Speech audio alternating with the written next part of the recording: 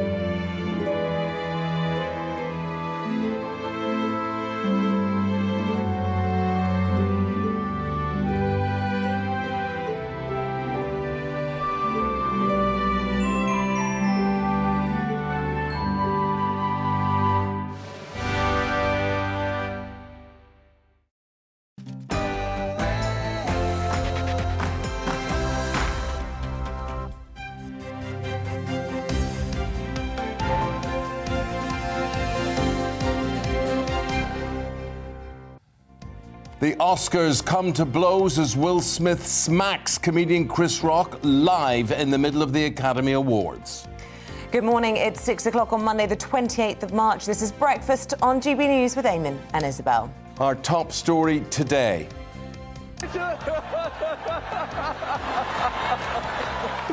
Oh, wow. Wow.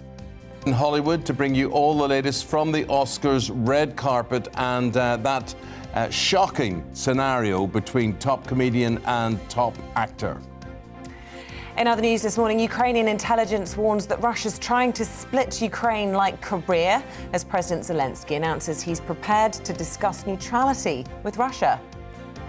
Prince William has reportedly held a crisis summit in the wake of a royal tour branded tone deaf by critics. It comes after the Duke of Cambridge suggested he may never be the head of the Commonwealth. Lots to discuss on our programme this morning. Let us know your thoughts on all of the topics we cover. GBViews at gbnews.uk, or you can tweet us at GBnews.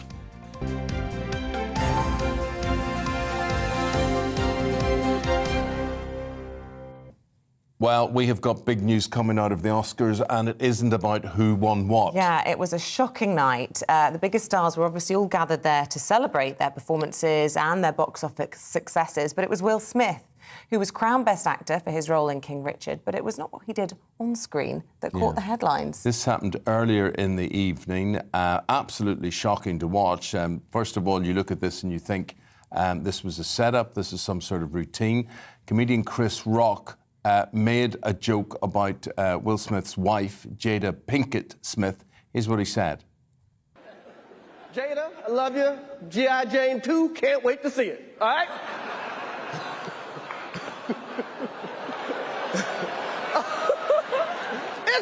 That was a nice one. Okay. I'm out here. Richard. Oh, wow. Wow. Will Smith just smacked the out of me. And he did just that. And I think Chris Rock did very well, actually being able just to stand up. Yeah, I mean, the Sun newspaper is now dubbing him Swing Richard. And I think, you know, this is his highest moment. Denzel Washington apparently coaching him after that, saying, look, stay calm. At your highest moment, be careful. This is when the devil comes for you. And, you know, this was his highest moment because he went on moments later to win Best Actor for his role in the film King Richard. And there he was, assaulting somebody live in front of a huge global audience. And if he had have been a sports person, he would have been stripped of his title and sent home. But I wonder what the repercussions of this now. Joining us for all the drama and the controversy at the awards, showbiz journalist Ellie Phillips for this. And Ellie, you are a big Will Smith fan. Huge, massive fan. What do you think of this? I'm really shocked. Genuinely, it was only a couple of hours after this happened. My jaw was on the floor because Will Smith's always portrayed himself to be, you know, a family man, someone who's kind of, you know, a pillar of society, if you will, and someone you could really look up to. And I've been saying for months I wanted him to win this award because he is an incredible actor.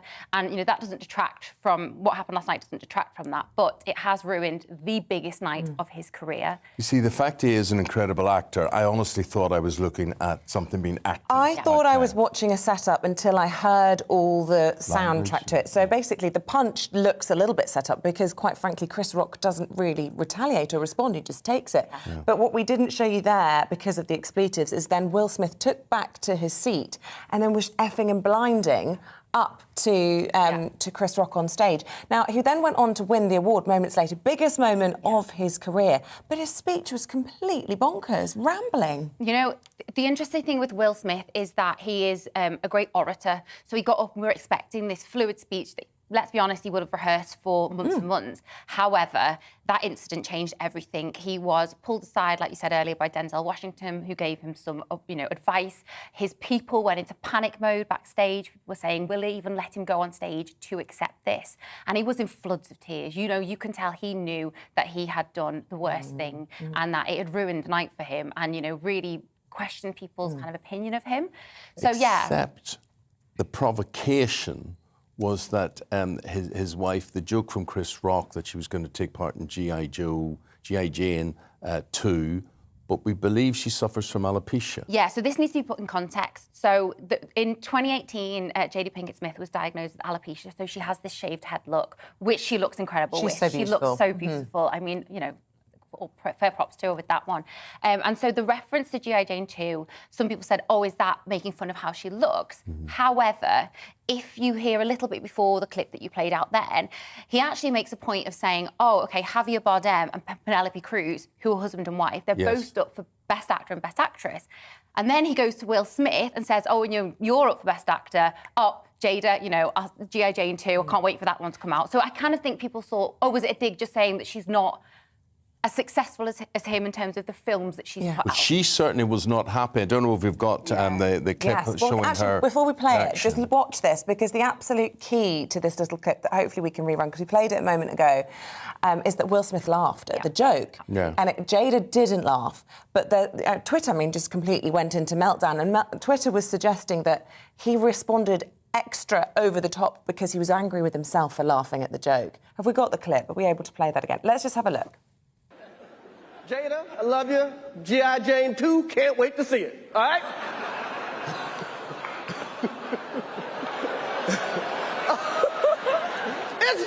that was a nice one. Okay. I'm out here. Richard. Oh, wow. Wow. Will Smith just smacked the out of me. Whatever way you dress this up, that is unacceptable behaviour. Well, that's battery under American law, technically. And if it was anybody else, if a member of the audience had walked up and hit Will Smith in the face, they'd be arrested on the spot. Absolutely. It is assault. And I think a lot of people, the reaction immediately has been, they need to strip him of this award. How can you, have someone win Best Actor, commit violence on stage and just let that stand? Like, we're not OK with that. And for me, one of the things that he said in his acceptance speech, he said, love makes you do crazy things. I think for someone to put love and violence in the same sentence just doesn't work for me in any capacity. So I don't think you can justify an action like that saying, I did it because I love that person. There are other ways to handle it. You know what I mean? He could have gone up to him and made a joke on stage and given him one back in that way, but to actually use physical violence. Well, this is the centre, the kingdom of wokedom. It'll be interesting to see how they handle this one. Let's go. We've got Kinsey Schofield, who's actually there at the event. What's the fallout, Kinsey? We're all quite shocked by what we've seen. Right. And the LAPD were immediately made aware of the situation. They got in touch with Chris Rock and he refused to give a statement. And he obviously doesn't want to press charges. But, the police department are taking the EV assault seriously here in Los Angeles. Actors are frustrated. Some of the people that were sitting there feel like Will Smith ruined the entire event for everybody, including himself. This is a man that has worked his entire life for this award, and no one is going to be talking about it anymore. What they're going to be talking about is the fact that he assaulted Chris Rock. And, you know, this is really, I think, negatively affects his legacy. But we think, we're just talking amongst ourselves, I don't think Chris Rock will press charges. No, what do you think? I don't think he will, to be No. honest. I think he's always been someone who said, you know, I should be able to say jokes and do what I want to do. And then with that comes backlash. I don't think it should be violent backlash, but he is someone who's very much like, don't shut down people being able to say things. So I don't think he'll want it to go But, further. I mean, Kinsey, we go back a couple of years and you think of Ricky Gervais hosting the Oscars, where it was insult after insult, British humour at its absolute best. But now you make a joke and you get punched in the face live on TV and no one does anything about it. Right, and you know who made that exact point that you just made was Judd Apatow, who is a huge writer and director over here in the States. Some of the funniest and biggest box office hits. Judd Apatow is going after Will Smith aggressively on Twitter, saying this is completely unacceptable. You think you're going to control comedians in this day and age, and it's not going to happen. So, I mean, Hollywood has your back in that sense. They think that you should be able to take a joke, and that was an innocent joke. Remember, Rebel Wilson went after Will Smith and Jada at the BAFTAs recently, and I think it was less than 24 hours later, Will was kind of defending himself with Gayle King on CBS's morning show. So obviously this is a couple that is very sensitive to criticism right now. OK, well, we need to ask you, Kinsey, about some of the actual events of the night, because it has completely overshadowed everything else. We know he won Best Actor, but quickly just run us through some of the other big names to win. Oh, I thought Jessica Chastain I was so grateful for her win. I thought she was so great in the eyes of Tammy Faye. And she did get a little wokey at the end of her speech, but her heart was in the right place. So I forgave her. You know, she talked about how we have been so alone thanks to the pandemic and how it's affected people and suicides here in the States those numbers are insane. So I appreciated that she went there. I thought Amy Schumer was a super silly and fun host. I thought she looked absolutely great. Wanda Sykes and Regina Hall, although some have criticized them for being a little too woke in certain instances. What they did do, like Ricky Gervais, was poke fun at some of those celebrities that were sitting right in front of them. So that was fun to see. Belfast got their win. We at least had a little Belfast celebration for you, Eamonn. But yeah, a lot of really great moments completely overshadowed by the loss of control of one of the greatest actors in the world. Well, listen, you're there for us. We're going to be talking to you throughout the programme, hopefully about other things as well as Will Smith. And just to say, happy birthday to you, Kinsey, as well. It's your birthday today. Thank you so much. As if we would forget. Yeah, and I dread to think what time it is. Bless you, working all through the night on your birthday. What time is it in LA? Right now, it's only 10 p.m. Oh, OK. It's not too bad. It's not too bad. We don't feel that sorry No, for OK, you. I'll take it back. OK.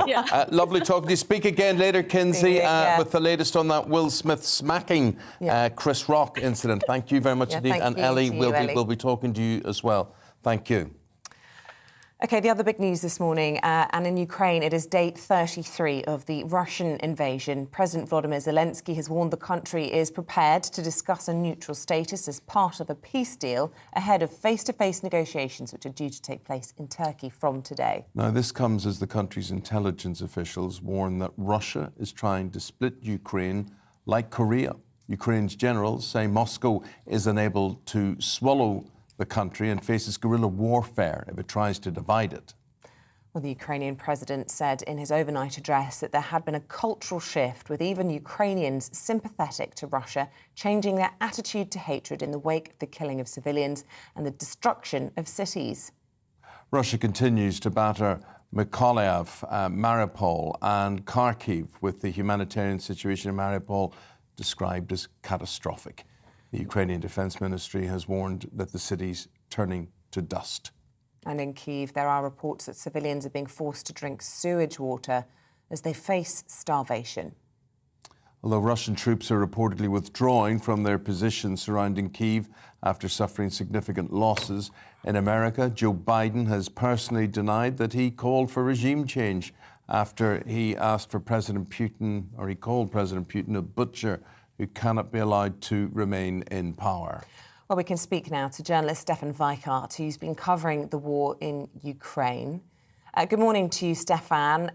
Very warm welcome. Listen, I know you're heading back into the country today. You've spent years, in particular, covering the Donbass region. What are you hearing about these latest suggestions that President Putin is looking to try and split the country in much the same way as Korea was split after the Second World War? Yeah, it's kind of been expected. I mean, I think from the beginning, one of the things that we have expected to see was that he would try to reach the middle of the country at the Dnipro River and then cut it in two, even as he was, also attacking Kiev. But I think now, yes, as you said, it seems like he's at least saying that he's going to focus on doing that, to split the country in two. And it is also in the eastern part of Ukraine that the Russian army has the most success, even though you can say that the front line have also stalled several places there. Yeah. What's all this uproar about whether Biden called for regime change or not? As a journalist based where you are, is it really that extraordinary? I mean, they want him removed. Why not just say they want him removed? Yeah, that's the question. I think it's just because it's significant that the American president will say that out loud, because it seems for everyone that's what is the hope, right? Is that as if Ukraine continues this fight and is able to make it very costly for Russia, and Russia isn't achieving what they want, that can be creating some kind of instability in Russia, which could lead to Putin being removed. I think that's what everybody seems to be talking about. Also, many journalists I'm speaking to are saying that that's probably the best case scenario for Ukraine, is that they can keep prolonging this fight so long that Russia just have to make some changes. But that Biden says it is obviously politically something getting a lot of attention also in Ukraine, and especially the fact that the White House afterwards was out moderating that statement is definitely also getting some attention. Yeah, look, finally, I want to ask you about the situation in Mariupol. Criticism of the Red Cross over the weekend for opening an office just over the border in Russia, as if that was in some way legitimising the bussing out of citizens from the country at gunpoint from the city. And this morning we're hearing that people there are being forced to drink sewage because there's no fresh water. How dire is the situation continuing to be there? Well, what I hear is that it's absolutely catastrophe. It's absolutely devastating what's going on. I have visited the city several times before the war started here in February, and it's a really big city with 500,000 people living there like normally. And what we can see and what we hear is that the city is completely destroyed. There is not apparently a single building which haven't been affected. And people, these humanitarian corridors are simply not working to a large extent. So many of the civilians who are able to leave are leaving under gunfire. We must say that from the sources that we hear, official ones, that we have no idea to know how many people have actually died. There are some official numbers, but with people getting buried in the backyards, on the streets, some people still haven't been buried. We simply don't know. Stefan, got to leave it there. Thank you very much indeed. Let's bring you up to date now with the top stories. Will Smith's first Oscar win's been marred by controversy. It's after the actor hit the comedian Chris Rock, who'd made a joke about Will Smith's wife, Jada Pinkett Smith. Ukraine is to hold talks with Russia in Turkey today. The Turkish president has called for a ceasefire and better humanitarian conditions after a phone call with President Putin. Ukrainian officials are warning that Russia wants to split the country in two by uniting occupied territories in the east. The Duke of Cambridge has acknowledged that he may not lead the Commonwealth. Prince William's comments come after a difficult tour of the Caribbean, which saw protesters call for the royal family to pay reparations for slavery.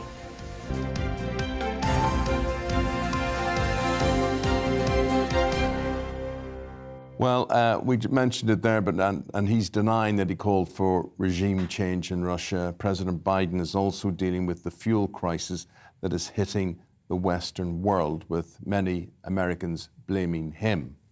Well, let's speak to Diana Furchtgott-Roth. She's a former Assistant Secretary of Transportation in the Trump administration and also a former economic advisor to the Reagan and Bush administrations. Good morning to you. Look, this was an unguarded mistake by President Biden, which shows weakness in the Western alliance, isn't it? The president has had a series of mistakes. I mean, back in 1987, he plagiarized Neil Kinnock. Back in 2008, he said, and I quote, that Barack Obama was the first mainstream African-American who is articulate and bright and clean and a nice-looking guy. And there was another time he told a state senator from Missouri, Chuck Graham, to get up. But Chuck Graham was in a wheelchair and could not get up. And then he has commiserated with the Irish Prime Minister on the death of his mother when his mother was still alive. So Joe Biden has a continual stream of But Diana, what is wrong with saying what everybody thinks? Get rid of Putin no matter what way. Look, I'm an economist. These people are diplomats and politicians. So they think that in the diplomatic circles, this is not the right way to say it. So you know what they say, politics is the art of going out to lie for your country. Is there a sort of funny way in which this was actually a bit of a genius stroke from the administration? And I know, obviously, you're not in the same camps when it comes to politics, but just looking at this objectively, if you can, you know, nobody is going to see the Americans forcing regime change. No one expects that to happen. Nobody, least of all the Kremlin, thinks that will happen. But the fact he said it shows what we're all thinking.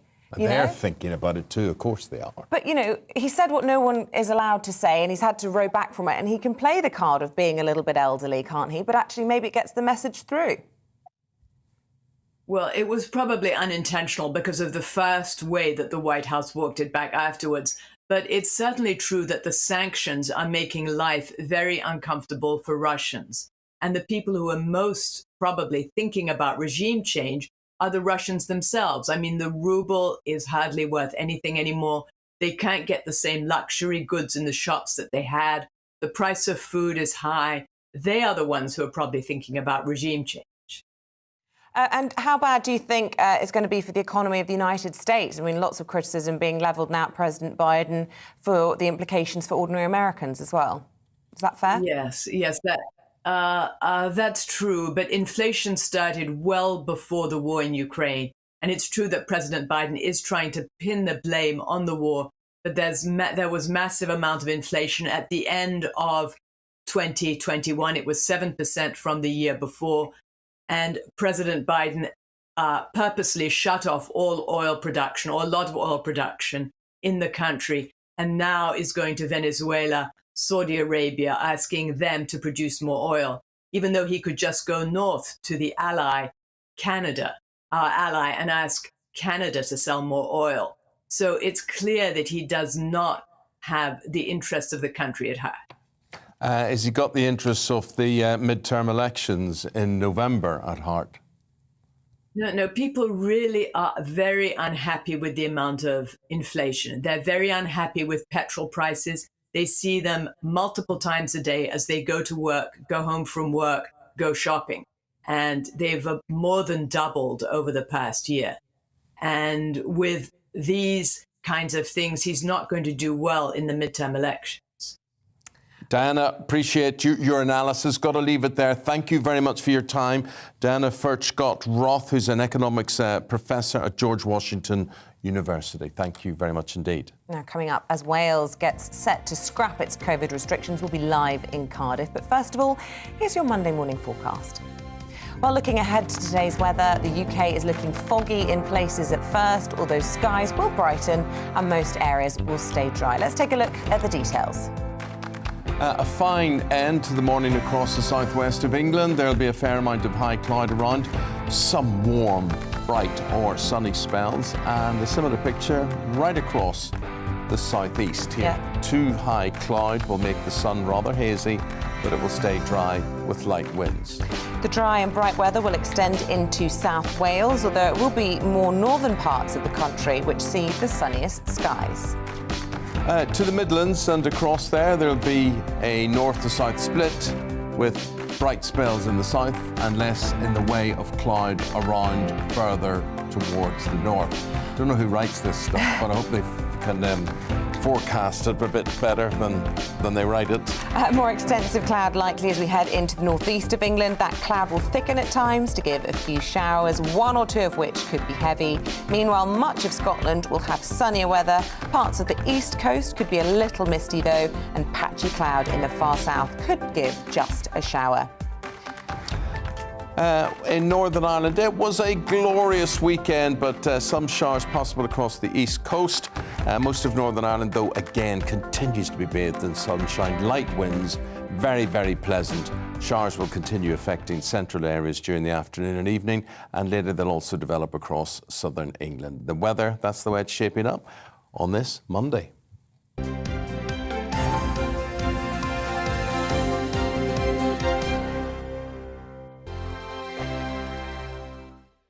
GB News is the UK's home of discussion and debate from all perspectives. To stay up to date on the latest stories, make sure that you subscribe to the GB News channel right here on YouTube. You can watch us live 24/7 across the whole world. You can also check out exclusive content and catch up on previous episodes of your favourite shows. Every day, we ask the questions that you'd ask, so why not add your voice to the conversation in the comments section? Don't forget to subscribe. We are GB News, Britain's news channel.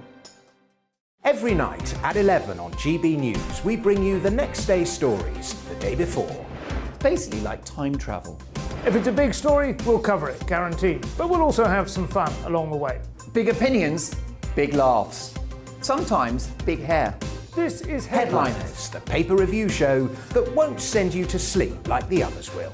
11 p.m, 7 nights a week. Join us.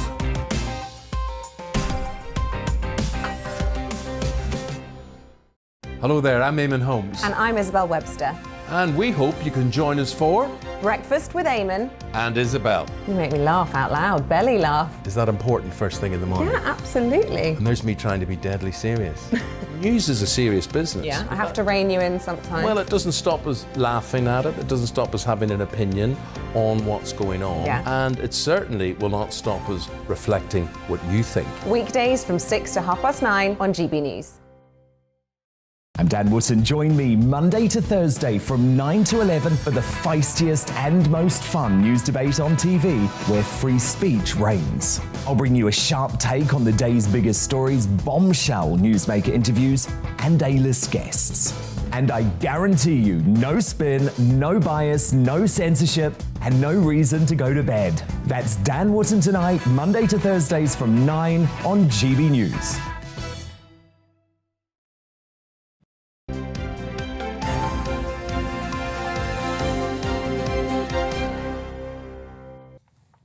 Welcome back. From today, the majority of COVID rules in Wales are going to be scrapped after First Minister Mark Drakeford announced on Friday that the legal requirement to wear a mask and to self-isolate would end today. But for places like schools, the impact of COVID hasn't gone away as the virus continues to disrupt things in the classroom. Our Wales reporter Lily Hewitson joins us now to take us through those changes. Lily, lots of people will be welcoming them, but as you say, still lots of disruption going on.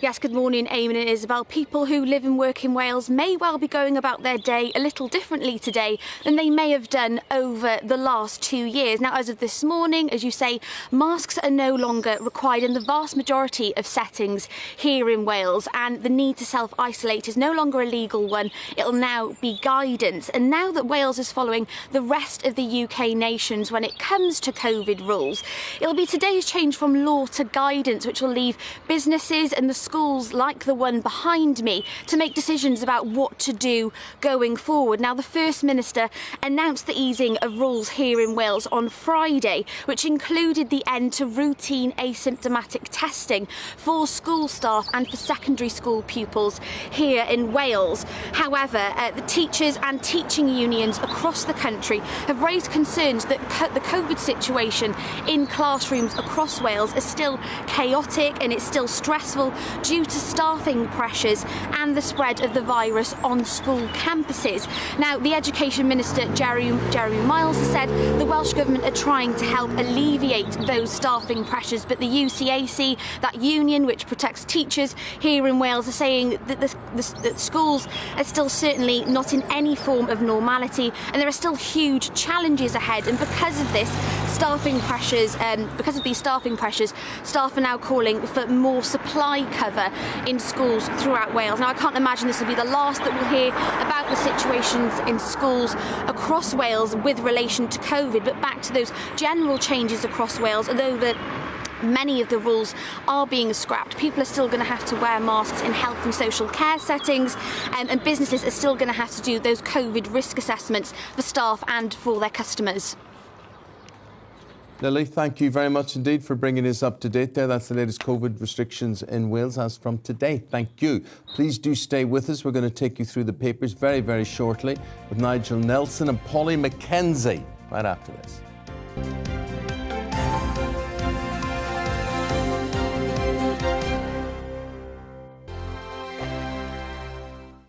GB News is the UK's home of discussion and debate from all perspectives. To stay up to date on the latest stories, make sure that you subscribe to the GB News channel right here on YouTube. You can watch us live 24/7 across the whole world. You can also check out exclusive content and catch up on previous episodes of your favourite shows. Every day, we ask the questions that you'd ask, so why not add your voice to the conversation in the comments section? Don't forget to subscribe. We are GB News, Britain's news channel.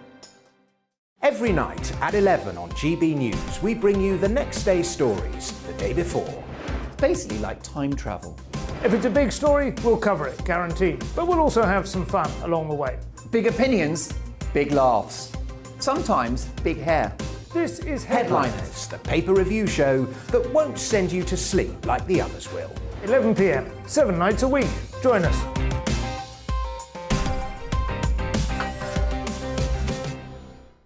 Hello there, I'm Eamonn Holmes. And I'm Isabel Webster.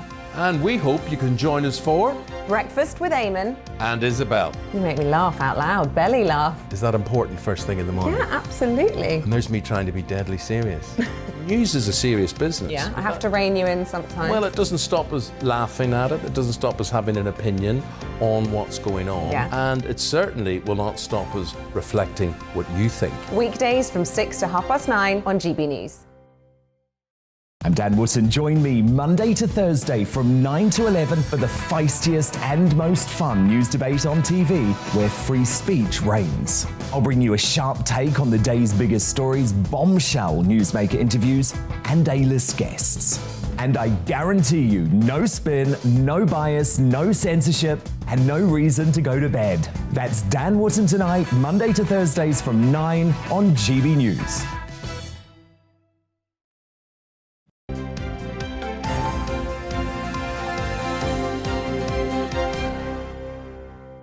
Just after 6:30, let's bring you up to date with the top stories. The organisers of the Oscars say they do not condone violence of any form after an altercation between Will Smith and Chris Rock. It's after the Best Actor winner appeared to hit the comedian who'd made a joke about Will Smith's wife, Jada Pinkett Smith. Ukraine is to hold talks with Russia in Turkey today. The Turkish president has called for a ceasefire and better humanitarian conditions after a phone call with President Putin.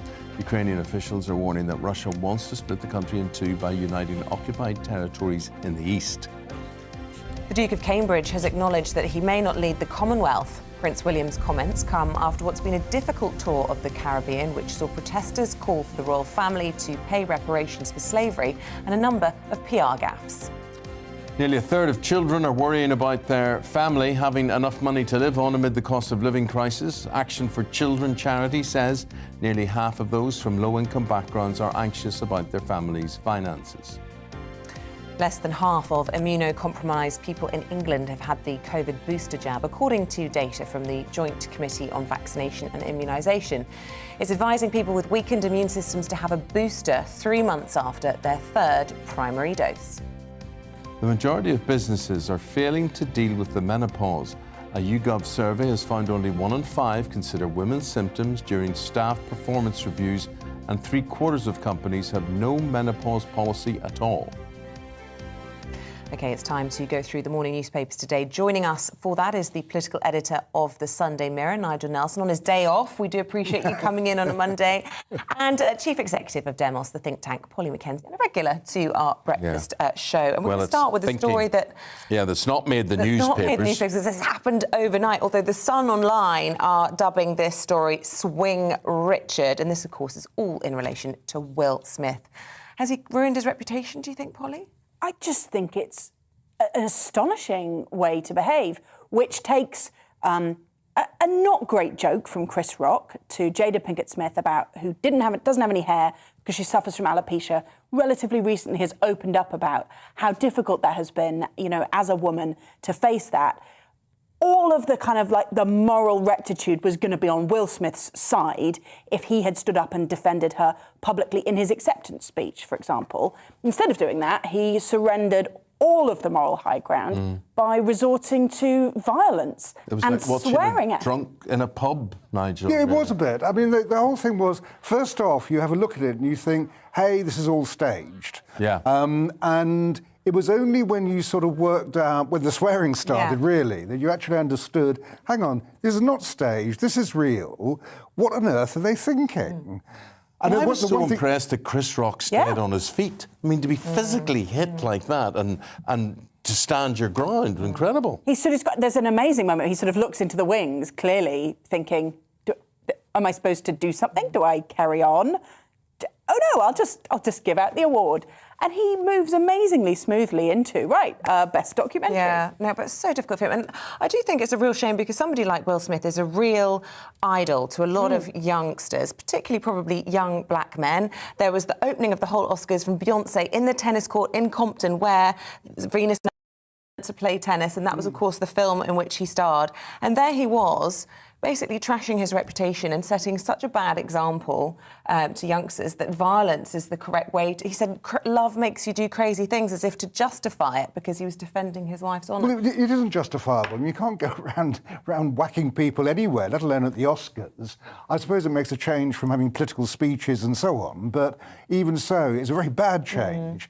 And yeah, I mean, I would hope that Will Smith is actually ashamed of himself now. I know he's apologised, but I think you have to go a bit further and say, look, I lost it, I am sorry. Well, you say we're used to political statements and political speeches. I mean, here is the centre of wokedom in the world, in Los Angeles. What are they going to do about it now?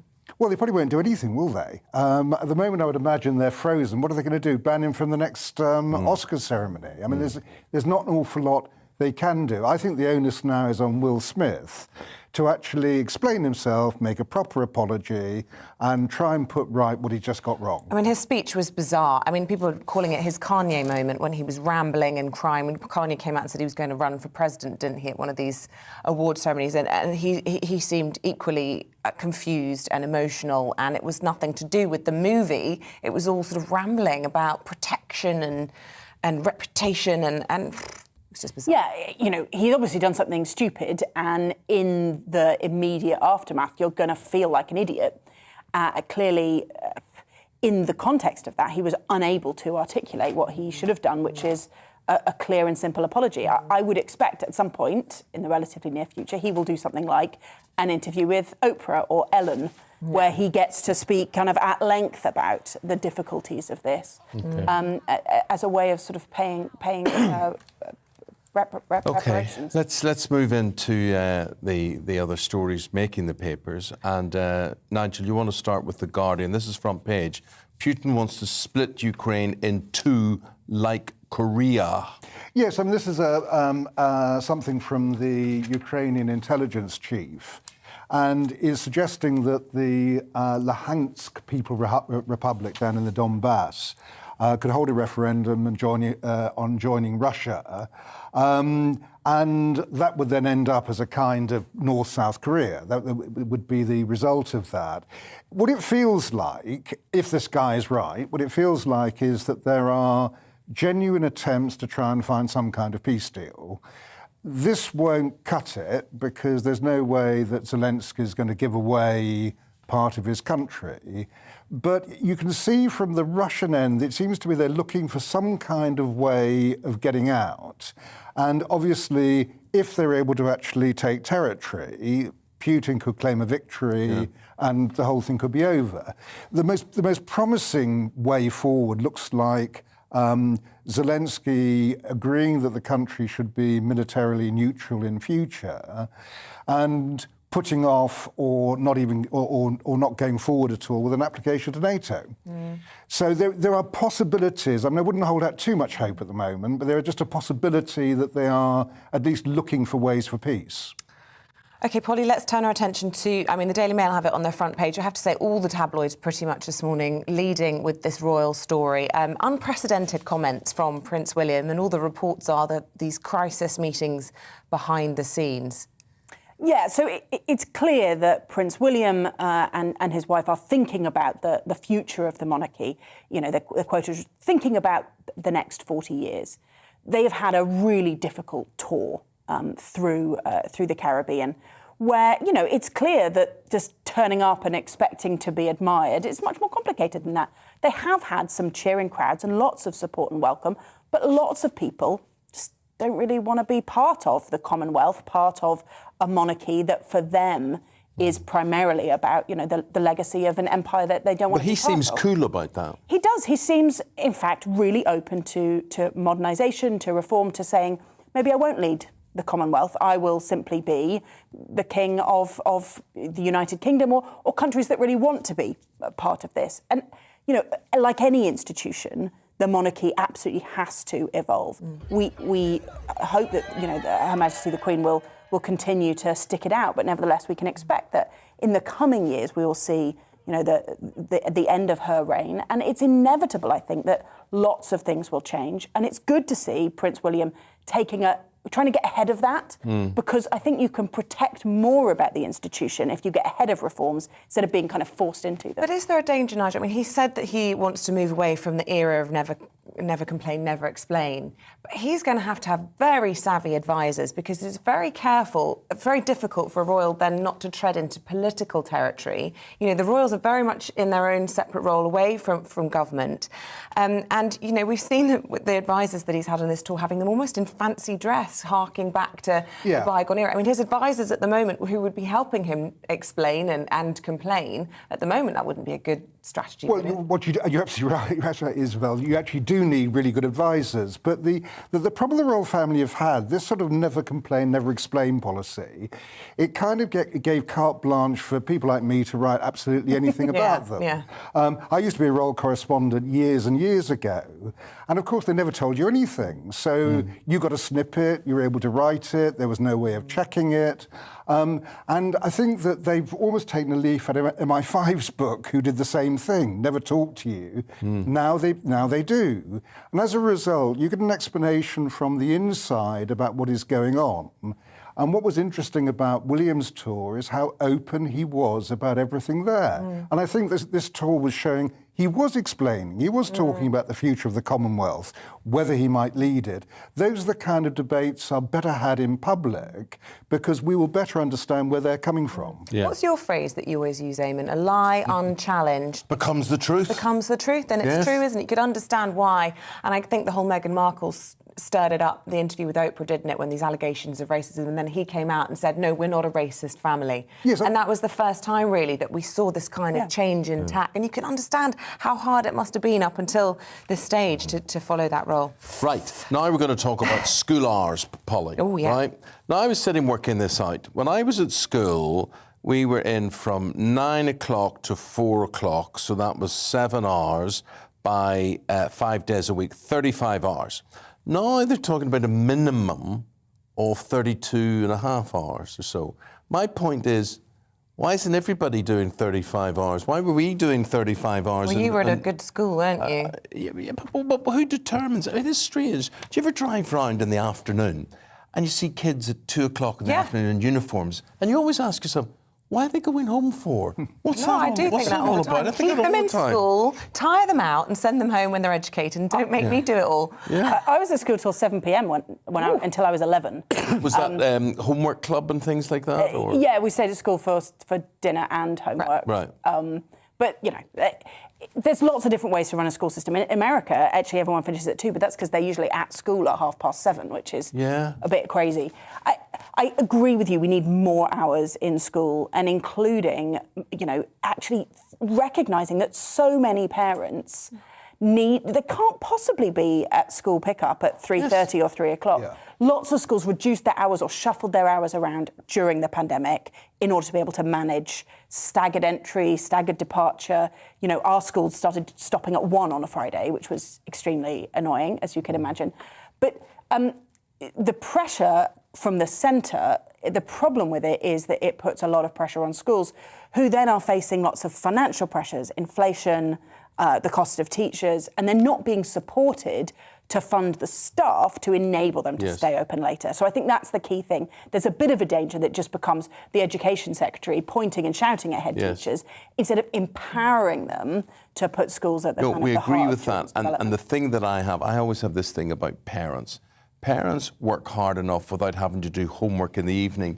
And I think there should be homework clubs. They should keep them in to 5 o'clock or whatever it is. They do their homework, and then when they go home, they are home. That would be my view, and some schools do that. I mean, some schools actually have that. But I think that Polly got the point on the head there, which was that it is this whole childcare issue. It's parents who have to break off a working day to go and pick children up at 3:30. Why can't the day be staggered so they're picking them up 5:30? Or 6 o'clock. And as you say, no homework at the end of it. None. You've done your working day, just like you would if you're actually out in the real world. I don't necessarily think that the school day should be extended to accommodate childcare issues. I do understand it's a challenge, and trust me, I find it a problem, but I do accept that children need more hours to get better learning in there. So many kids, my son included, year 1, are massively behind on where they should be because they lost out on a lot of the cognitive things and handwriting and whatever it was but also during the lockdown. Extracurricular sport, all the sport and drama. Yeah, I don't want to be having to ferry them off to swimming and this and that. I wish they would do all of that for us.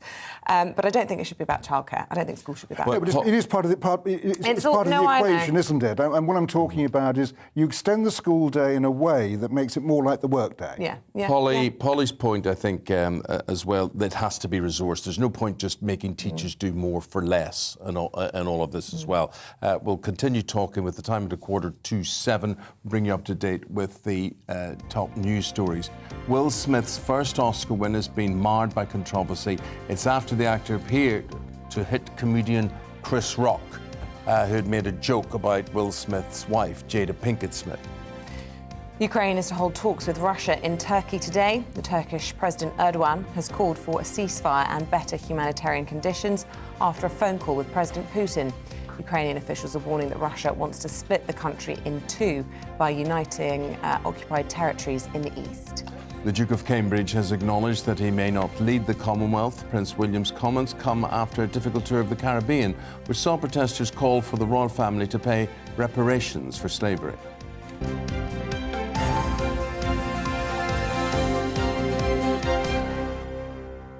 So, Nigel, after the mini budget, which went down like a bag of sick really, last week, well, it did. It was just a PR mess, really, and it showed Rishi Sunak to be seemingly very uncaring. So he's having to paddle away and do other things. Yes, and he's bad at giving money away.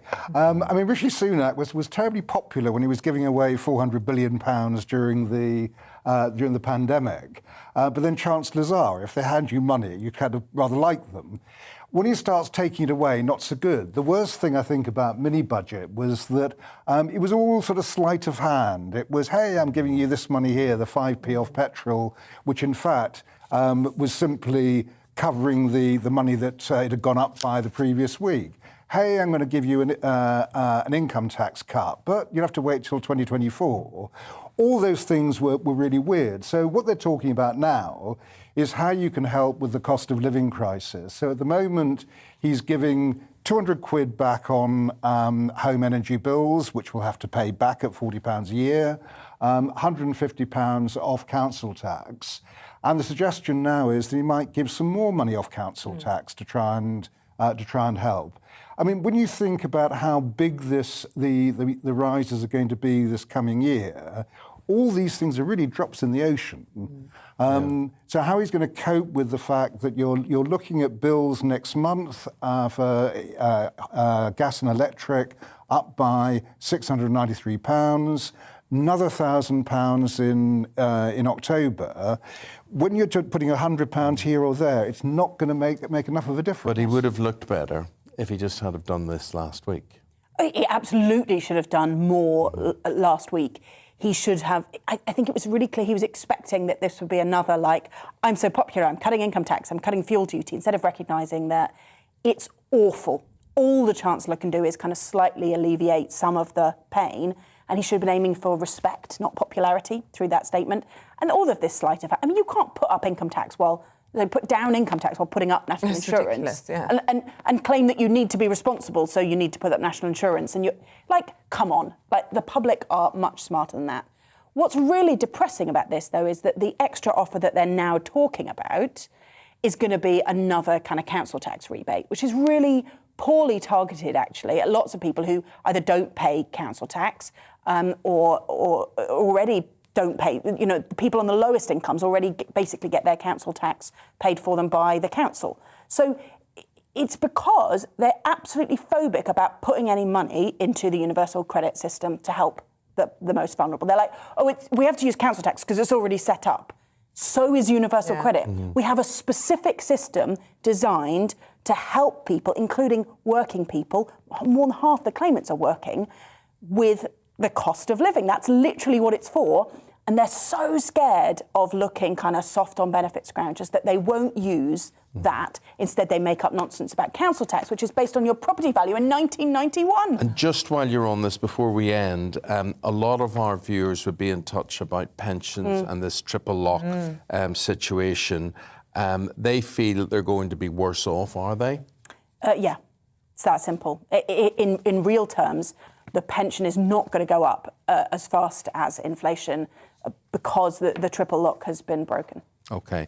Guys, really appreciate it. Nigel and Polly will be back in about 45 minutes' time. Look forward to that. Thank you very much indeed. OK, we're going to talk now to a criminal barrister, Sultana Tafadar. She's made history as the first hijab-wearing criminal barrister in Britain to be appointed a QC, Queen's Counsel.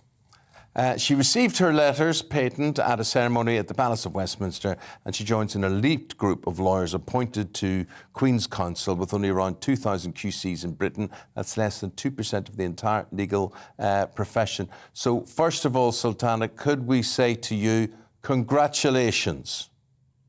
Thank you so much. Thank you, Eamonn. Thank you, Isabel. Not at all. Lovely to be here with you. Well, that's good. Yeah, look, I was reading that you've been describing this whole experience as surreal. Why would you say that? Well, I guess it's something every barrister dreams of. When you come into the profession, and I came in 2005, and I hope you don't start calculating my age at this point, but I've been at the bar for about 16, 17 years, and it's something that every barrister dreams of. You want to reach the heights of the profession. You want to take silk at some stage. And so I'm just very happy to be there. So we've got to break through a whole culture thing here and a whole understanding of this. First of all, what is a hijab? Are you wearing a hijab now, or is it something more than what you're wearing? Yeah, so this is the hijab. So this is the headscarf that I wear. And when I go to court, instead of the wig, I wear a white headscarf. So anybody that wears religious headdress is exempt from wearing the wig, so we can wear a white headdress. So Sikh men would wear a white turban, Muslim women who wear the hijab would wear a white one. So this is it really, the white headscarf, the headscarf. Could you also explain to people why you wear it? And what I'm getting at here, I think there is a consensus. A lot of people think it makes you seem inferior, or you wear it because as a woman you don't feel equal to men. Why is it there? Why would you wear it? The hijab is really, I guess, much like when a nun wears a habit. It's an expression of your relationship with God. It's not about inferiority. It's a choice that I made to wear. I made this choice after university, and I felt that my relationship, from a religious perspective, my relationship with God was growing, and I felt that this was a necessary part of the faith. So nobody told me to wear it. It's something that I chose to wear. So I hope people don't perceive it as something, as it being a sign of inferiority. Rather, I hope people see it as a sign of me exercising my right to express my religious views and my right as a woman to choose what I wish to wear. And I'm very lucky in the UK. Oh, I'm so sorry, Isabel. Go ahead, please. Well, I think you're going to come on to talking about France. And, you know, many women in your position are not able to not only practice as a lawyer, but to reach the dizzying heights that you have and wear a headscarf. And I know that's something that you morally strongly object to. Yes, absolutely. I mean, in France, it's a real shame because in France, women aren't allowed to wear the scarf in court. I mean, there are lots of areas in public life where women aren't allowed to wear the scarf and go to work. And it's a real shame because it stops women from reaching their full potential, from realizing their capacity, their full potential. This shouldn't be a barrier. This shouldn't be an obstacle. Women, when you look at it from a gender perspective, women have the right to choose what they want to wear. If you look at it from a race point of view, again, we'll find that women from a minority background are affected by this. And if you look at it from a religious point of view, again, it amounts to religious discrimination. So there are layers and layers of discrimination that women who wear the headscarf have to tackle. And unfortunately, France has taken a route that is contrary to human rights law. And so it's really about allowing people the opportunity to shine. When we talk about equality and diversity, we don't say give somebody something without merit just because they're a woman, just because they're from a minority background, or just because they practice a faith. We say recognize merit, irrespective of race, religion, and gender. Yes. And that's what we mean by equal opportunities. We just saw you there in your gown and in your robes with your hijab. I don't really know what the issue is.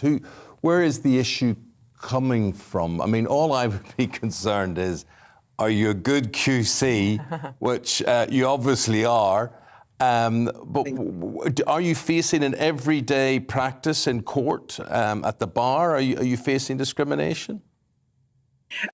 So when I started off, I was a very rare entity. So this is going back 15, 16 years ago, and there wasn't anybody else wearing the hijab at the criminal bar. So sometimes when I'd walk into court, I mean, if you can imagine, I guess it would turn into Area 51. I was this unidentified object that had landed, and the spotlight would shine on me. And then there would be a little bit of poking and prodding to see if it speaks. You know, one of the questions I'd get asked quite a lot is, are you an interpreter? Sometimes it was, are you a defendant? But it was never quite, are you the barrister in the case? But I'm happy to say, because I've been around now for a while, and I have the opportunity, and I spend most of my time at the Old Bailey or the Royal Courts of Justice, I am no longer that unidentified object. And so I don't tend to get that reaction as I used to. Yeah, well, you're an icon, and it's lovely to talk to you, and congratulations on achieving your silk, and thank you very much for coming to talk to us this morning. Sultana Tafadar, the first woman in the UK to become a QC and wear a hijab. Thanks for explaining all of that. I went to school with a lot of guys who became barristers. I thought you were going to say with nuns. No, but I always thought, I would love to have worn a wig. Oh, I thought you were going to say you'd love to have been a barrister. You just want to wear the wig. Yeah. Oh, itchy and smelly. So I'd like that, and to be able to hold on to my lapels. Well, they're all very pompous, like generally. And do that. Yeah, it would have suited you. But I was too thick, really, and that was the end of that. Anyway, please do stay with us. We're approaching 7 o'clock. The big news out of the Oscars, it's not who won what, it's... Yeah, Will Smith did that to Chris Rock on stage. It was live. We'll bring you all that after the weather update. Looking ahead to today's weather, and the UK is looking quite foggy in places at first. though those skies will brighten and most areas will stay dry. It'll be a great end to the morning across the south and west of England. There'll be a fair amount of high cloud around, but with some warm, bright and sunny spells. A similar picture is likely across the southeast too. There's going to be some high cloud that will make the sun rather hazy, but it will stay dry luckily with some light winds. The dry and bright weather will also be extending into South Wales, although it will luckily be a little bit sunnier for the northern parts of the country, which will see some beautiful skies. Across in the Midlands, there'll be a north-south split too, some bright spells in the south and some more cloudy areas further in the north. More extensive cloud is also likely as we head into the northeast of England. The cloud will possibly thicken at times today to give some showers for Newcastle as well as Sunderland, one or two of which could be quite heavy. Meanwhile, much of Scotland will have sunnier weather. Parts of the east coast could be a little misty though, and patchy cloud in the far south could give an occasional shower. Some showers will also be possible across in the east of Northern Ireland, but most of the province will be bathed in sunshine. With light winds, it should feel quite pleasant out there. The showers will continue to affect central areas during the afternoon and evening, and later on they'll also develop across southern England. And that's how the weather is shaping up today.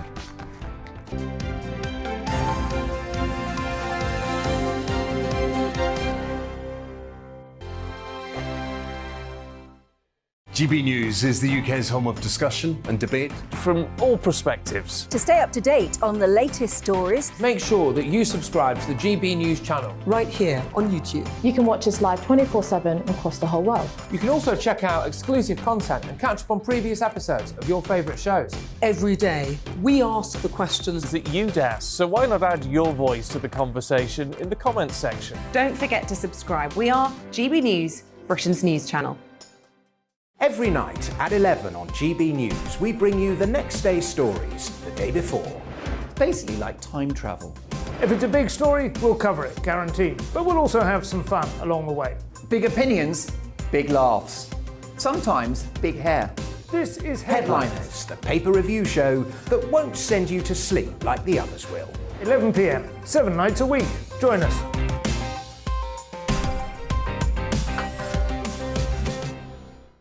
Hello there, I'm Eamonn Holmes. And I'm Isabel Webster. And we hope you can join us for Breakfast with Eamonn and Isabel. You make me laugh out loud, belly laugh. Is that important first thing in the morning? Yeah, absolutely. And there's me trying to be deadly serious. News is a serious business. Yeah, I have to rein you in sometimes. Well, it doesn't stop us laughing at it. It doesn't stop us having an opinion on what's going on. Yeah. And it certainly will not stop us reflecting what you think. Weekdays from 6 to 9:30 on GB News. I'm Dan Wootton. Join me Monday to Thursday from 9 to 11 for the feistiest and most fun news debate on TV, where free speech reigns. I'll bring you a sharp take on the day's biggest stories, bombshell newsmaker interviews, and A-list guests. And I guarantee you, no spin, no bias, no censorship, and no reason to go to bed. That's Dan Wootton tonight, Monday to Thursdays from 9 on GB News.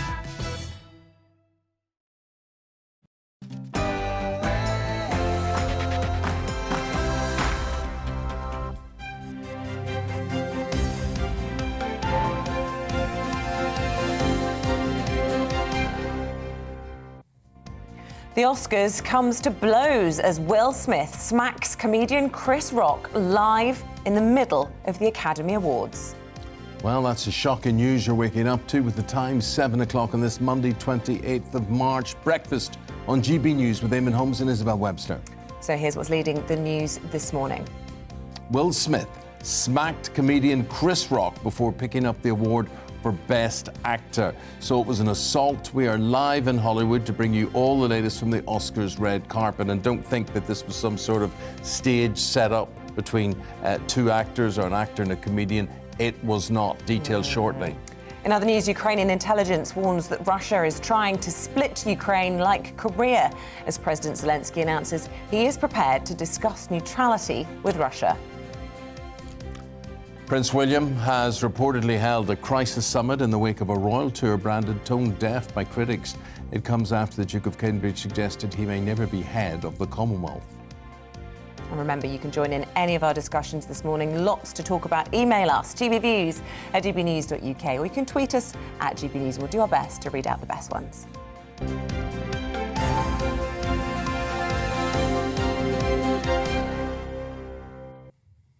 Well, it was the biggest night in the showbiz calendar, the Oscars, and the biggest stars were all there out in style on the red carpet. But it was Will Smith who stole the night. Yeah, forget about all the normalities that happen. He was crowned Best Actor, but that's not what he's going to be remembered for. It was smacking Chris Rock in the face when the comedian made a joke about Will Smith's wife, Jada Pinkett Smith. Here it is. Jada, I love you. G.I. Jane 2, can't wait to see it. All right?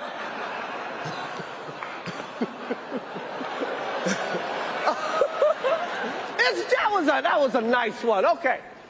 I'm out here. Richard. Oh, wow. Wow.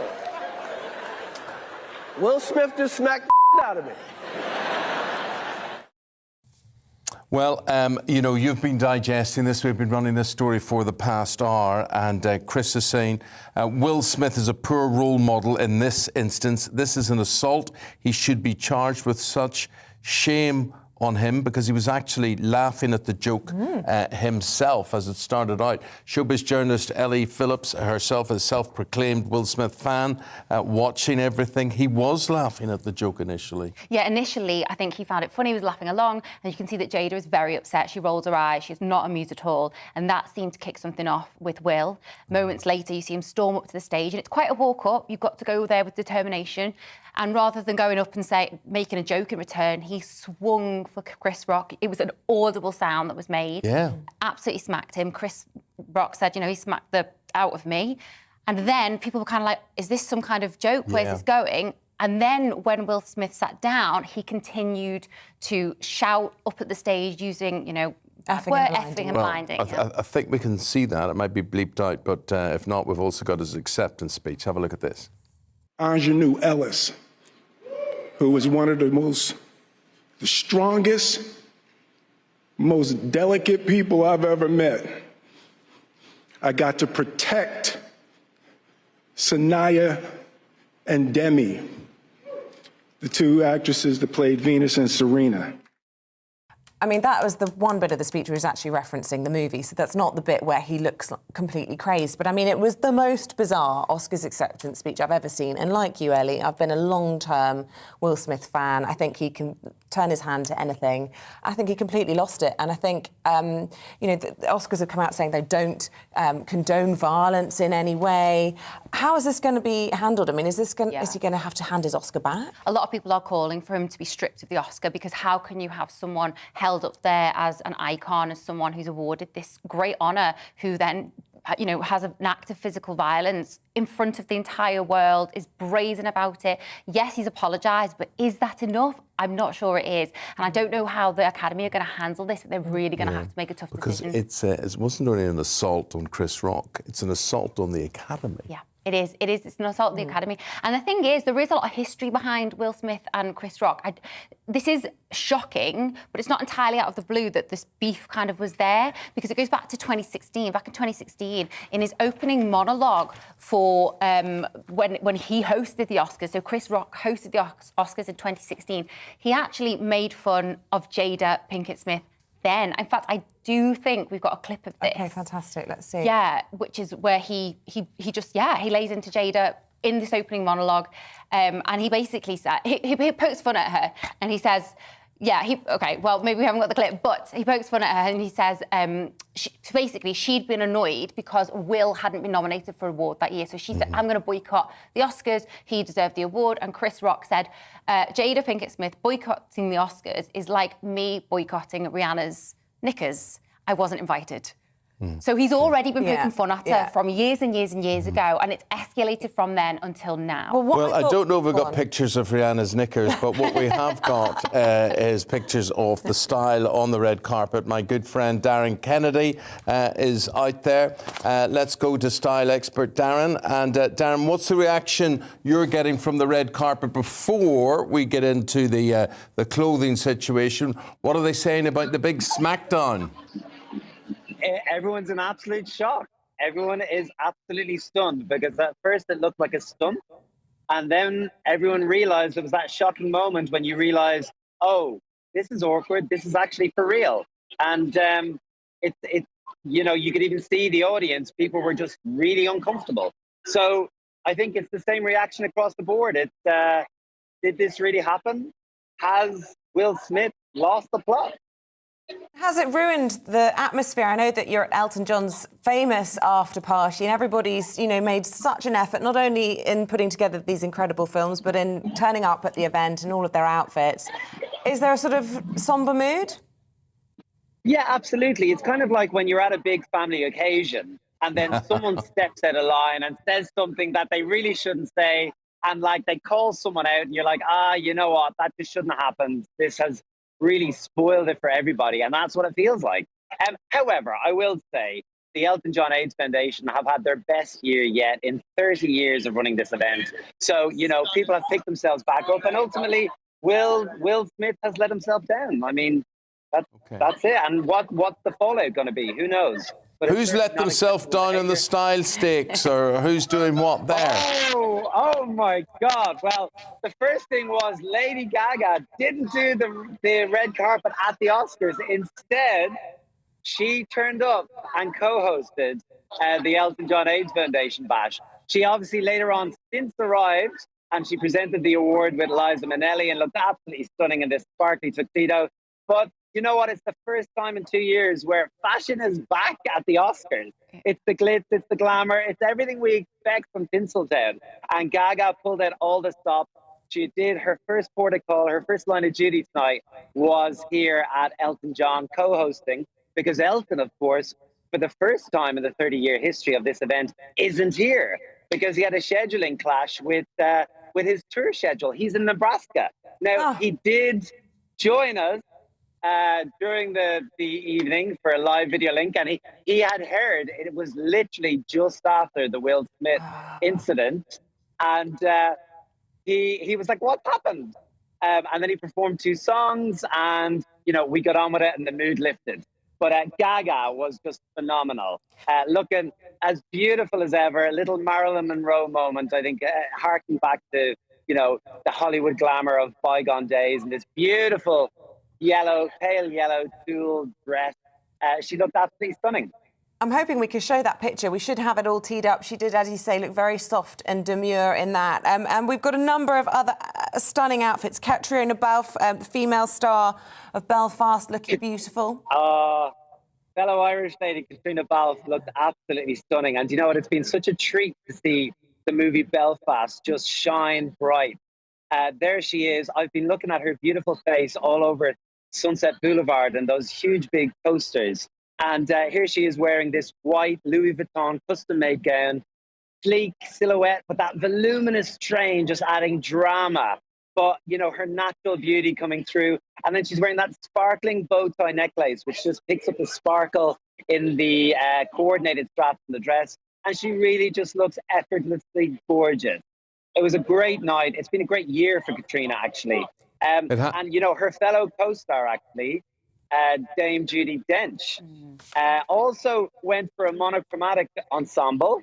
I think we might have a picture of her, but she was wearing white as well. There she is with her grandson, I believe, looking absolutely splendid in this floor-length jacket adorned with beaded trim. And, I mean, who doesn't love Dame Judi? Look at her, smiling away. The beautiful Lily James, pretty in pink, more than pretty in pink. Yes, she kind of channeled a little Barbie number tonight, and she looked absolutely stunning.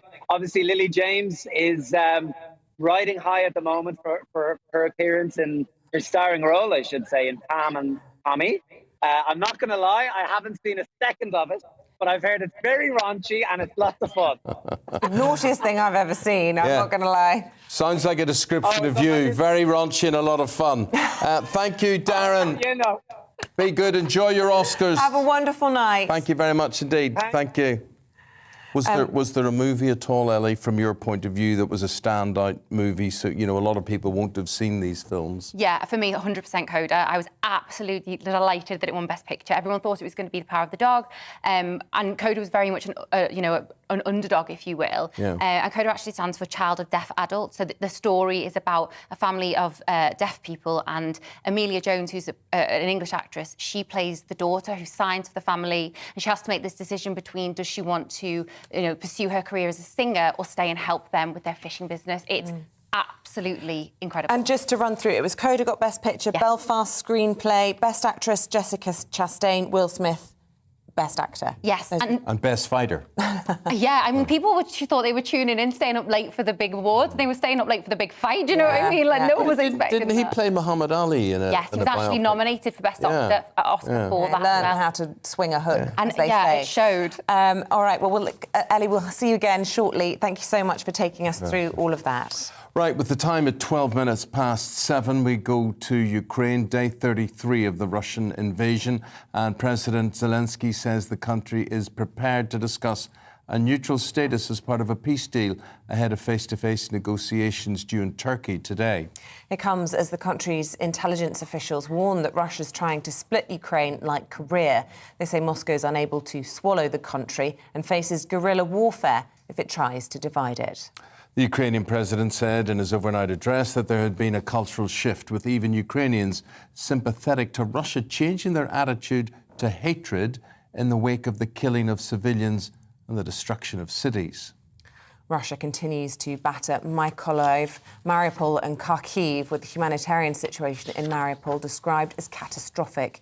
Ukrainian defence ministries warned that the city is turning to dust. And in Kyiv, there are reports that civilians are being forced to drink sewage as they face starvation, although Russian troops are reportedly withdrawing from their positions after suffering significant losses. Well, in the US, Joe Biden has personally denied that he called for regime change after he called President Putin a butcher who cannot be allowed to remain in power. Well, with us now, Valery Morozov, political analyst and Russian exile who previously worked for the Kremlin. Good morning to you. Good morning. What do you think of this idea that the annexation of 2 new self-styled republics within Ukraine? I would like to to address a few points. One point is that Russia calls this invasion as a special operation, military operation. Though in the world, in the West especially, and in Ukraine, it is called war. But actually, Russia has not declared war to Ukraine, and Ukraine has not declared war on Russia. And the reason usually is people think that the reason is because of gas. Because if, say, Russia and Ukraine declare war officially, the gas will be not supplied through Ukraine to Europe. Yeah. Okay. But at the same time, the thing is that why Russia calls it operation, and the aim of the operation is to protect Donbas Republic. Because actually, Russia, from my point of view, Kremlin, at this stage, it has a lot of variants. But at this stage, the main variant, is not to occupy the whole Ukraine. Yeah, sorry, Actually, I just want to clarify what to you're trying to say. Sorry, so you're saying this isn't a war, but this is about specifically the Donbas region, and you're saying this is a special operation there? You know, Russia keeps it calling special operation because actually the first variant, which is now being introduced and pushed through by Kremlin, is to occupy, or let us put it like this, separate republics of Donbas from Ukraine. But Huge if cost to human life, this is not, Valerie, if I may say, it's a very costly way of doing it in terms of, as President Putin described it, butchery. What did you make of those comments over the weekend from the president? Do you think that would have gone down well in Moscow?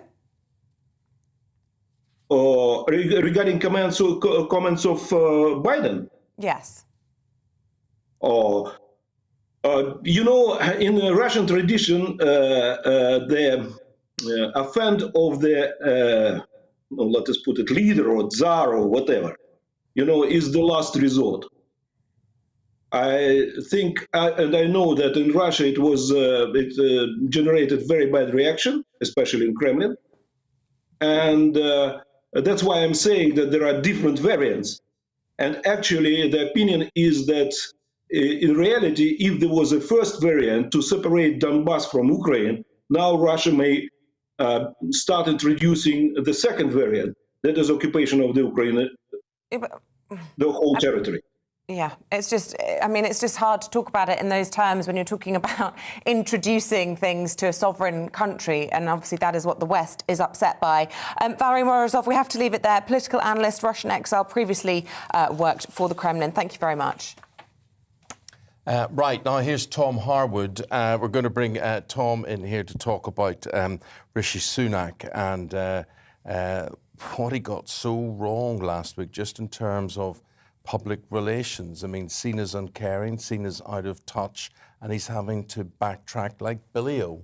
It's remarkable looking at the way that the Chancellor set out his spring statement on Wednesday afternoon. It was received very warmly by the House. While he was delivering that statement, the Tories were very happy, they were cheering, they were almost laughing at Labour, who looked a little bit blindsided by all of the tax cuts that Rishi Sunak had announced. However, in the hours that followed that statement, what we started to see was actually a lot of the provisions that were announced by Rishi Sunak in the House of Commons, well, they didn't quite meet up to the moment when it came to the dealing with the cost of living, of course, which is being hit so heavily by inflation. Some of these tax cuts simply don't match up with indeed even the tax rises that are coming in. So if you look at the broad balance sheet of what the government is taking and what the government is giving back, actually the tax burden as a whole is rising. Yeah, and look, May elections bringing all of this into the Chancellor's sharp focus because, of course,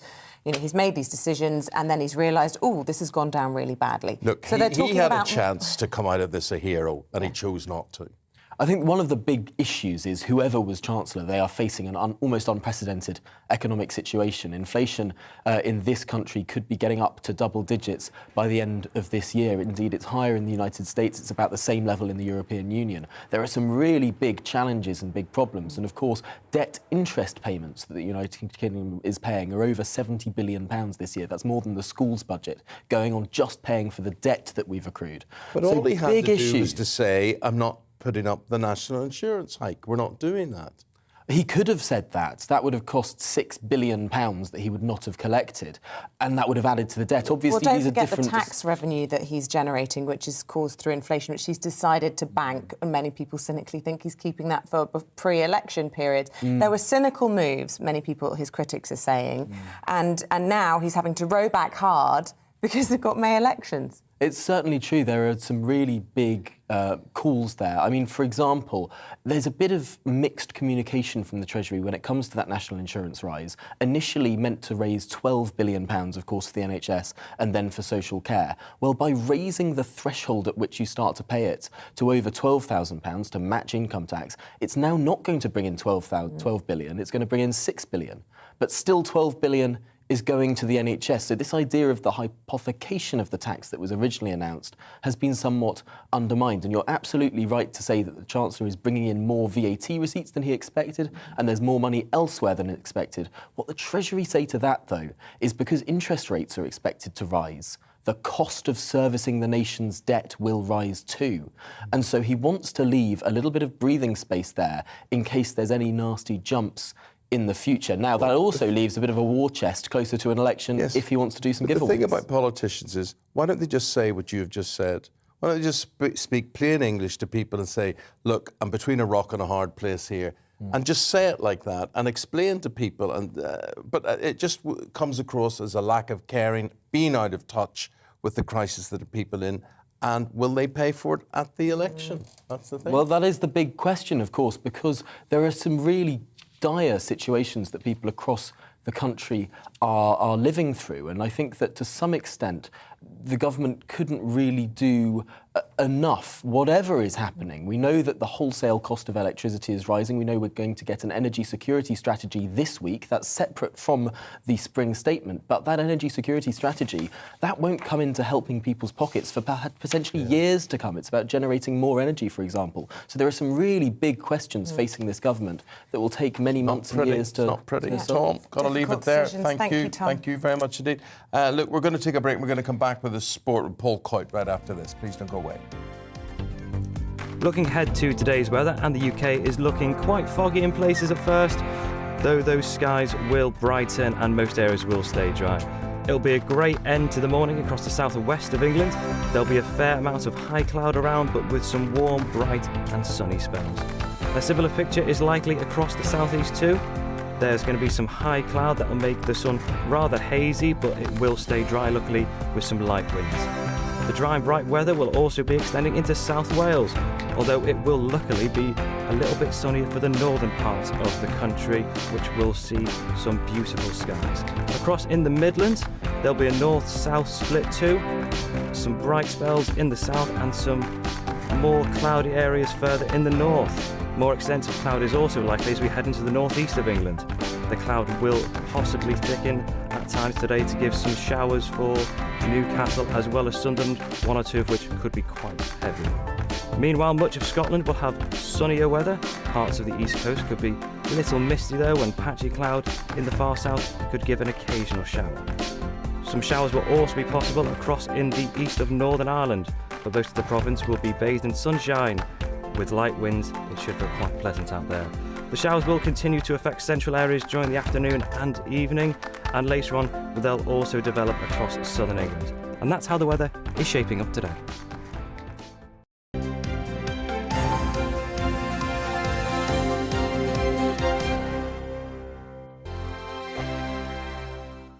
GB News is the UK's home of discussion and debate from all perspectives. To stay up to date on the latest stories, Make sure that you subscribe to the GB News channel. Right here on YouTube. You can watch us live 24/7 across the whole world. You can also check out exclusive content and catch up on previous episodes of your favourite shows. Every day, we ask the questions that you'd ask, so why not add your voice to the conversation in the comments section? Don't forget to subscribe. We are GB News, Britain's news channel. Every night at 11 on GB News, we bring you the next day's stories the day before. It's basically like time travel. If it's a big story, we'll cover it, guaranteed. But we'll also have some fun along the way. Big opinions, big laughs.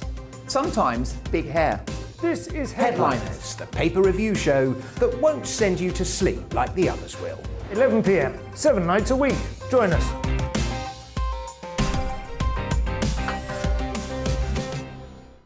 Hello there, I'm Eamonn Holmes. And I'm Isabel Webster. And we hope you can join us for Breakfast with Eamonn. And Isabel. You make me laugh out loud, belly laugh. Is that important first thing in the morning? Yeah, absolutely. And there's me trying to be deadly serious. News is a serious business. Yeah, I have to rein you in sometimes. Well, it doesn't stop us laughing at it. It doesn't stop us having an opinion on what's going on. Yeah. And it certainly will not stop us reflecting what you think. Weekdays from 6 to 9:30 on GB News.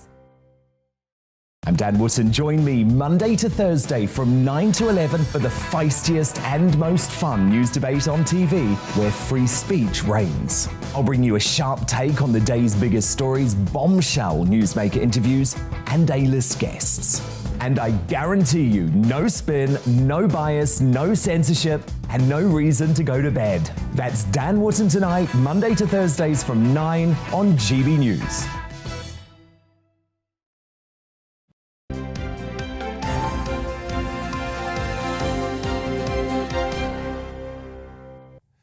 So 25 minutes past 7, sports now with Paul Coyte. And on this Oscar morning, yes, the morning after the night before, even you can make a connection between sport Always. and Oscars. Yeah, well, I'm thinking of Kenneth Branagh. Huge football fan and a huge fan of Tottenham Hotspur. So I don't know whether Spurs was mentioned in Belfast in the movie. Probably not. But I'm thinking the second most famous person to come from Northern Ireland is a Tottenham Hotspur fan. Yes. And I think because of Pat Jennings. So your link was George Best, right? So it was a link between the two. So he is a big Pat Jennings fan. Big Pat. You know, Big Pat should be given a knighthood. I agree with that. Absolutely incredible man, beautiful man, for Northern Ireland and for Spurs. And of course, he played for Arsenal as well, didn't he? I don't remember that. Did he? I was with him on Friday. He never mentioned. He never mentioned the Arsenal thing. But Ken, or Sir Ken, so big Spurs fan, so very pleased for him. And also, you mentioned it as well, and Will Smith and the whole controversy. Yeah. I mean, this is a guy that played Muhammad Ali. Yeah. So if you're going to give maybe a little slap, I'd never seen Muhammad Ali that. I don't know whether he was maybe going to try a little rope-a-dope on Chris Rock and maybe then leave it until the end of the Oscars to finish him off. But respect to Chris Rock for staying on his feet. He did, but he's known he doesn't have a glass jaw, Chris Rock. He was never going down. He was never going down. But I thought initially it was some sort of routine.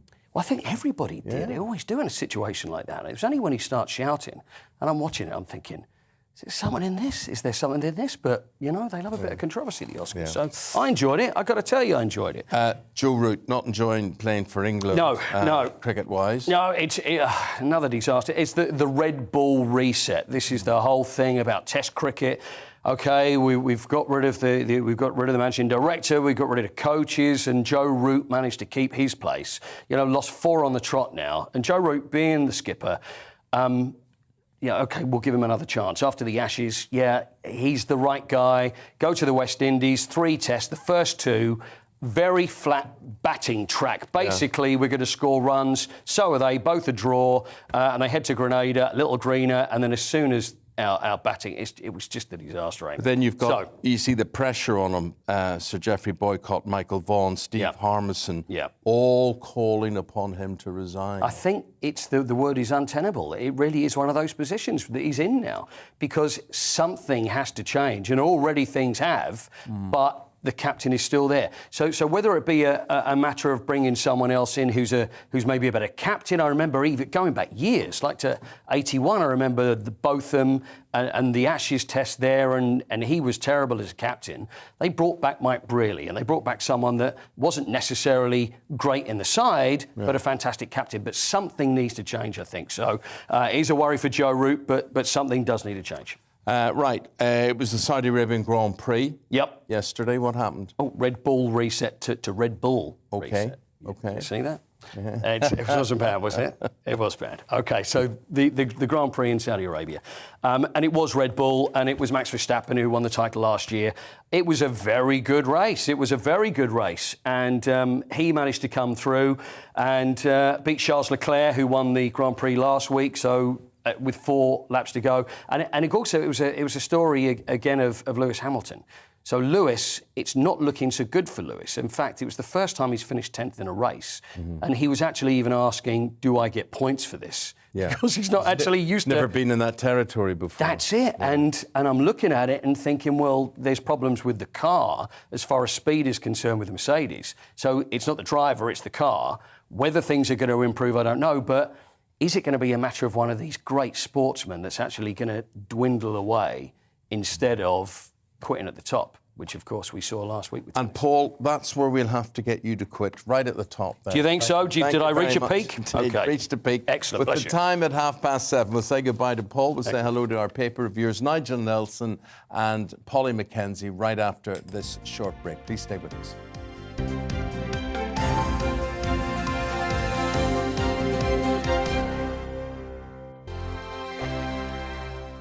GB News is the UK's home of discussion and debate from all perspectives. To stay up to date on the latest stories, make sure that you subscribe to the GB News channel right here on YouTube. You can watch us live 24/7 across the whole world. You can also check out exclusive content and catch up on previous episodes of your favourite shows. Every day, we ask the questions that you'd ask, so why not add your voice to the conversation in the comments section? Don't forget to subscribe. We are GB News, Britain's news channel. Every night at 11 on GB News, we bring you the next day's stories the day before. Basically like time travel. If it's a big story, we'll cover it, guaranteed. But we'll also have some fun along the way. Big opinions, big laughs. Sometimes big hair. This is Headliners, the paper review show that won't send you to sleep like the others will. 11 p.m, 7 nights a week. Join us.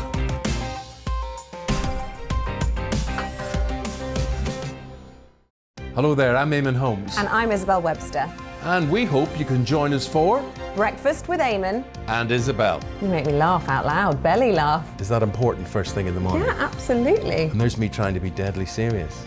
News is a serious business. Yeah, I have to rein you in sometimes. Well, it doesn't stop us laughing at it. It doesn't stop us having an opinion on what's going on. Yeah. And it certainly will not stop us reflecting what you think. Weekdays from 6 to 9:30 on GB News.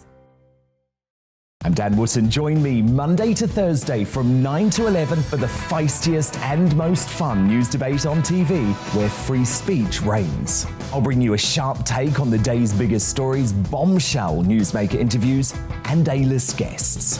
And I guarantee you, no spin, no bias, no censorship, and no reason to go to bed. That's Dan Wootton tonight, Monday to Thursdays from 9 on GB News.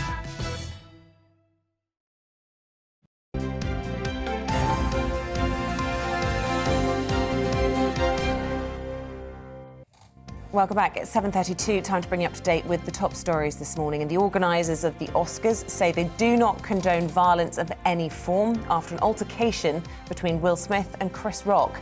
It's after the winner of Best Actor, Will Smith, who punched the comedian who'd made a joke about Will Smith's wife, Jada Pinkett Smith. Ukraine is to hold talks with Russia in Turkey today. The Turkish president has called for a ceasefire and better humanitarian conditions after a phone call with President Putin.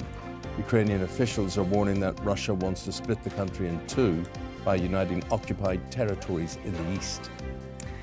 Nearly a third of children are worrying about their family having enough money to live on amid the cost of living crisis. The Action for Children charity says nearly half of those from low-income backgrounds are anxious about their family's finances.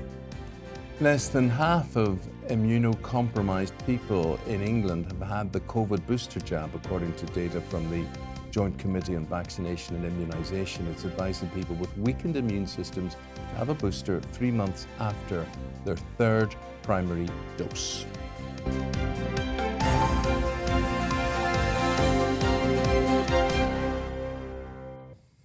Okay, it's time to go through the morning newspapers. Joining us to do that this morning, the political editor of the Sunday Mirror, Nigel Nelson, and the chief executive of the Demos think tank, Polly Mackenzie. Welcome back. Nigel, let's start with the front of the FT. And it has to be said, it's on a few of the broadsheets this morning. President Biden's come in for a lot of criticism for these gaffes he made over the weekend, and Blinken trying to desperately row back from it. Yes, I mean, the US Secretary of State has tried to explain it. I mean, what President Biden said was that Putin needs to be removed from power.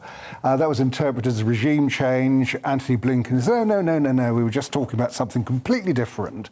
But he's had problems now with President Macron. President Erdogan of Turkey is saying, look, at some point we're going to have to talk to the Russians again. This is not awfully helpful. And it's not. He's the American president. He's the leader of the free world. Why is it not? That's what everybody wants. That's what they all want in their heart of hearts. Nobody would be weeping if a hitman went in and shot Putin. So what are they all pretending? Oh, no. I think you're absolutely right. But it's a matter for the Russian people, and probably the people who would actually remove him would be the generals and the chiefs of intelligence. They tried to assassinate Hitler during the Second World War. They didn't leave it as a matter for the German people, did they? Well, there's why I think this kind of rhetoric is going on.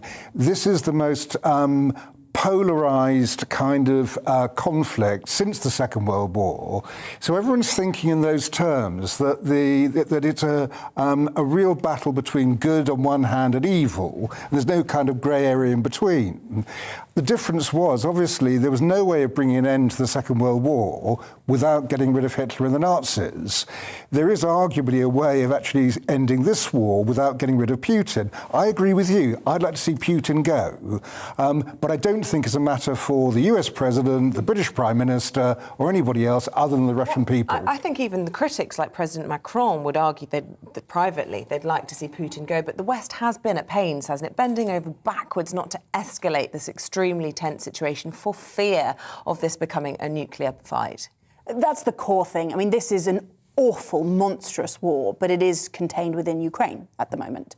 And it would not be better if fighting spread across the whole of Eastern Europe and NATO troops were involved and this sort of degenerated into World War III. And that idea that the West sort of should be wishing for, trying to bring about the end of the Putin era is not going to help, as the goal has to be to try and de-escalate.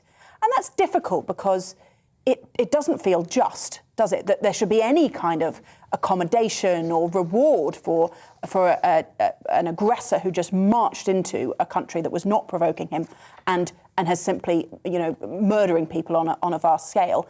And yet, the best outcome is to find a way to end the war. And that's why those remarks by Biden have been seen by so widely as unhelpful. OK, so backlash against President Biden, backlash against Chancellor Sunak as well. This is the Times, page 16. Yeah, so this is an interesting kind of... we've already been talking this morning about the cost of living crisis and the sense that Rishi Sunak's spring statement was complete bust. But it's interesting to see the Times now is reporting not just on that, even though there isn't really any news. They're mostly reporting on his very expensive trainers. They're 330 or so pounds. They've got a gold serial number on the back, and they're available, from sort of exclusive designer shops. And it's interesting the way once you show weakness, once you're perceived as rubbish, everything you do is attacked and kind of mutilated. And so it's quite different from, previously he was sort of gently but celebrated almost for having his very expensive reheatable mug. But now it's absolutely people coming from that with sort of elitist thing. And, you had Tom Harwood on earlier showing that clip of him not being able to even use his contactless card. And I think there's a real danger for Rishi Sunak is how on earth does he find a way to exit from this narrative, which is that he's an elitist multimillionaire who doesn't understand people's lives. Nigel, let's talk about COVID testing. Mirror running this, your paper, page 2, talking about 1,200 a year COVID tests, a tax on caring. Which it is. Yeah. What it would mean is that's the kind of price a family of 4 would pay if they wanted to visit relatives in a care home. So COVID testing is going to end on Friday. Free COVID tests will end on Friday. And the problem is that we've still got between 1 in 16 and 1 in 20 of us have got COVID. I've never known so many people amongst friends and people I work with who seem to be going down with it. And it does seem premature to end the free testing. If you're going to start buying tests, they'll cost you about $5.99 in Boots for a single test. If you've already got a cost of living crisis, you're choosing between heating and eating, a COVID test is going to be pretty low on your priorities on that basis. And the danger is we'll get another variant popping along, and we won't be able to cope with it. So it doesn't seem the right time to start ending this. OK, I mean, a lot of people would say people who are getting it aren't getting particularly sick. We're not seeing huge problems in the hospitals, and perhaps we just don't need to continue testing. But the more people who have it, there will be a proportion of those who will get sick and will end up in hospital. Yeah. I wanted to go to the front page of the Daily Telegraph, Polly, and this is with you. And the story is Matt Hancock has said, don't bin a CV because of spelling errors. But there's more to this. He's referring specifically to being dyslexic. So Matt Hancock is continuing his efforts to rehabilitate himself back into our political life. But on this, I agree with him. He himself is dyslexic, has struggled with dyslexia. And he's encouraging employers to think more creatively about how you might test somebody's ability to do a job instead of just dismissing a CV because it's got a few spelling errors in. But how do you tell the difference between someone being dyslexic and someone being stupid? Good question, Aidan. Great question. I love that question. I think there's a lot to it in terms of actually how you might assess somebody's dyslexia. It's really important that children are identified at school so that actually their education isn't kind of really impaired by not being able to adapt to their particular needs. But I also think we need to think much more creatively about how you assess applications. Actually, a sort of CV and cover letter is the standard, but it's actually not often the best way to assess whether people would be good at a job. It's whether they're good at writing a CV and cover letter. Depends on the job, right? You could say having an Oxbridge degree isn't a good way to assess people for the job. There are lots of ways you could break all this up, and I firmly believe interviewing someone face-to-face will give you a better idea of what they are. But I do think that the standard of spelling, and I speak within journalism, is atrocious. Absolutely atrocious. And I definitely had thick friends at school who blagged their way into getting extra time, because you get an extra half an hour or whatever it was. So we'd all be filing out at the exam hall, and you all knew that, you know, so-and-so was going to do better because they got an extra half hour. And they were just really slow at doing their homework. It used to be a real bone. But for me, the key thing is this wider thing of thinking, what am I going to need somebody to do, and how do I test their ability to do that? So for, you know, your jobs, you should be doing a screen test, you probably do, rather than CV and cover letter. Yeah, but we actually, exactly. But so the Spectator, actually, for their internship scheme, they just ask people to submit a writing sample. They don't look at CV and cover letters. That's a much more creative way to see, can people do the job, instead of thinking about, you know, the ghastly thing of like just sifting and saying, oh, I'll interview the Oxbridge people. But even, why is there a requirement for English and maths for practically any job you can think of? The English thing I can get, the maths thing in certain circumstances, yes. But I look at it and I think, so you're really filtering everyone if they don't have maths at 16. Yeah, well, it's really interesting. In fact, the government is now saying that if you don't have maths and English at 16, you can't even get a loan to go to university. Even if you're going to do, a course in fine arts, for example, you've still got to be able to do the maths. Yeah, but I don't have a problem with that. You're supposed to be educated. It's not about a traineeship. Sorry, mathematics is a specialist subject. There's a difference between being able to communicate. Well, you can add up. I can add up. Ask me anything. Times tables, whatever. I can add up. As regards... And you have a calculator nowadays. Can you find the perimeter of a triangle? I just want to ask Nigel about this because, you know, being a newspaper man, and you must have presumably had done thousands of people interviewing for you. Writing, is it getting worse? Do you think people's writing... No, I think journalism has got a lot better. I mean, younger journalists... What, do you not read captions on the screen and all the breaking news channels, do you? Well, we see that too. But, I mean, younger journalists now are better trained, better educated, and with a much firmer moral compass than they ever had when I was a young reporter. What's their spelling like? I know there's a newspaper article about me yesterday. They spelled complimentary wrong. Well, I mean... I was like, oh, basic. That shouldn't happen, and I know the piece you mean. Yeah, I mean, those sort of things shouldn't happen. That A, you do have a spell check, and B, you do have a sub who should have actually spotted that. Yeah. Well, the sort of eradication of the sub-editor profession is actually, I think, what's changed a lot in journalism. Yeah. No, things that are changing in prison, right? Overweight inmates, according to the Daily Telegraph, page 2, are being forced to wear pyjamas all day. Sounds lovely. Pyjama day. I don't think it's so lovely when you're locked in a cell 23 hours a day. You know, basically during COVID, the prisons, in order to keep inmates safe, nevertheless massively reduced the amount of mixing, the amount of activity people could do. And as a result, like quite a lot of us, lots of prisoners are sort of chubbed out over the course of COVID, so don't have clothes that fit them. And so all they've got is loose-fitting pyjamas to sort of pog about in all day. And, you know, it just feels like we get our prison system so wrong. Because actually, if you allow people to just sort of not accomplish anything. Education was pretty much prevented during the lockdown. Huge numbers of people who leave prison not able to read and write. We are missing such an opportunity to help people change their lives. And if you leave people sitting in their cell 23 hours a day in their pyjamas, you know, you're not helping them to turn their lives around, and people will come back out of prison, commit crime again, and then we have to pay to send them back. Okay, very, very good. Thanks, the guys are back in 45 minutes' time. For the meantime, Nigel and Polly, thank you both very much indeed. With the time at 7:45, these are the top stories.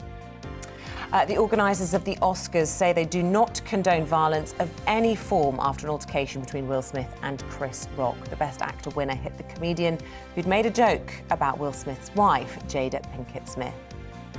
Ukraine's to hold talks with Russia and Turkey today. The Turkish president has called for a ceasefire and better humanitarian conditions after a phone call with President Putin. Ukrainian officials are warning that Russia wants to split the country in two by uniting occupied territories in the east. The Duke of Cambridge has acknowledged that he may not lead the Commonwealth. Prince William's comments come after a difficult tour of the Caribbean, which saw protesters call for the royal family to pay reparations for slavery and a number of PR gaffes.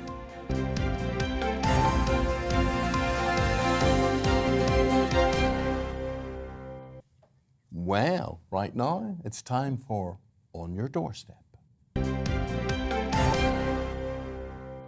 OK, this morning we are out and about, and our GB News West Midlands reporter Will Hollis is in Oakham for us. Very good morning to you, Will. Hope you're enjoying the early start. First live reporter we've seen with a bit of sunlight this morning. Tell us about where you are. You can really tell that the clocks have changed this weekend. Usually it'd be a little bit darker at this time, a little bit murkier, but it's a perfect time to come out to Oakham here in the smallest county in England. It is, of course, Rutland. You can see people are going about their day, starting their jobs, whether it's going out cleaning the streets, whether it's opening their butchers, whatever they're doing, they are out here. And so are we.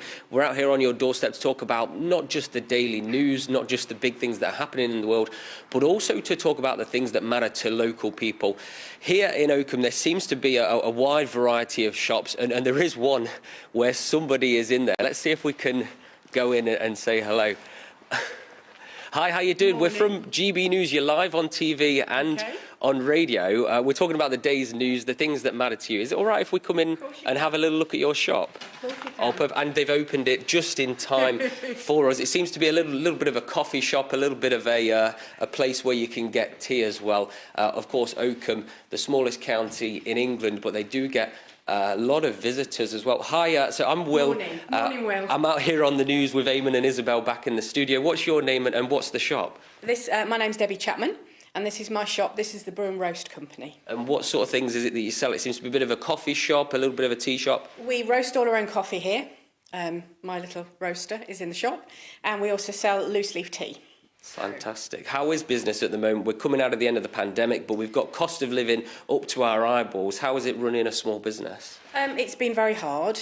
We're still here, which is a good thing. We have a lot of regular customers, which obviously keeps the business ticking over, which is what you want. But hopefully, things are picking up again, so fingers crossed. And Oakham, of course, a really small county, but lots of visitors that come through here. How's it doing at the moment for business, and what is it that's keeping you going?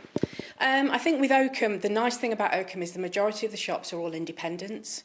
So it makes it a really nice destination for people to come. We've got Rutland Water on the doorstep, the big reservoir, which is beautiful.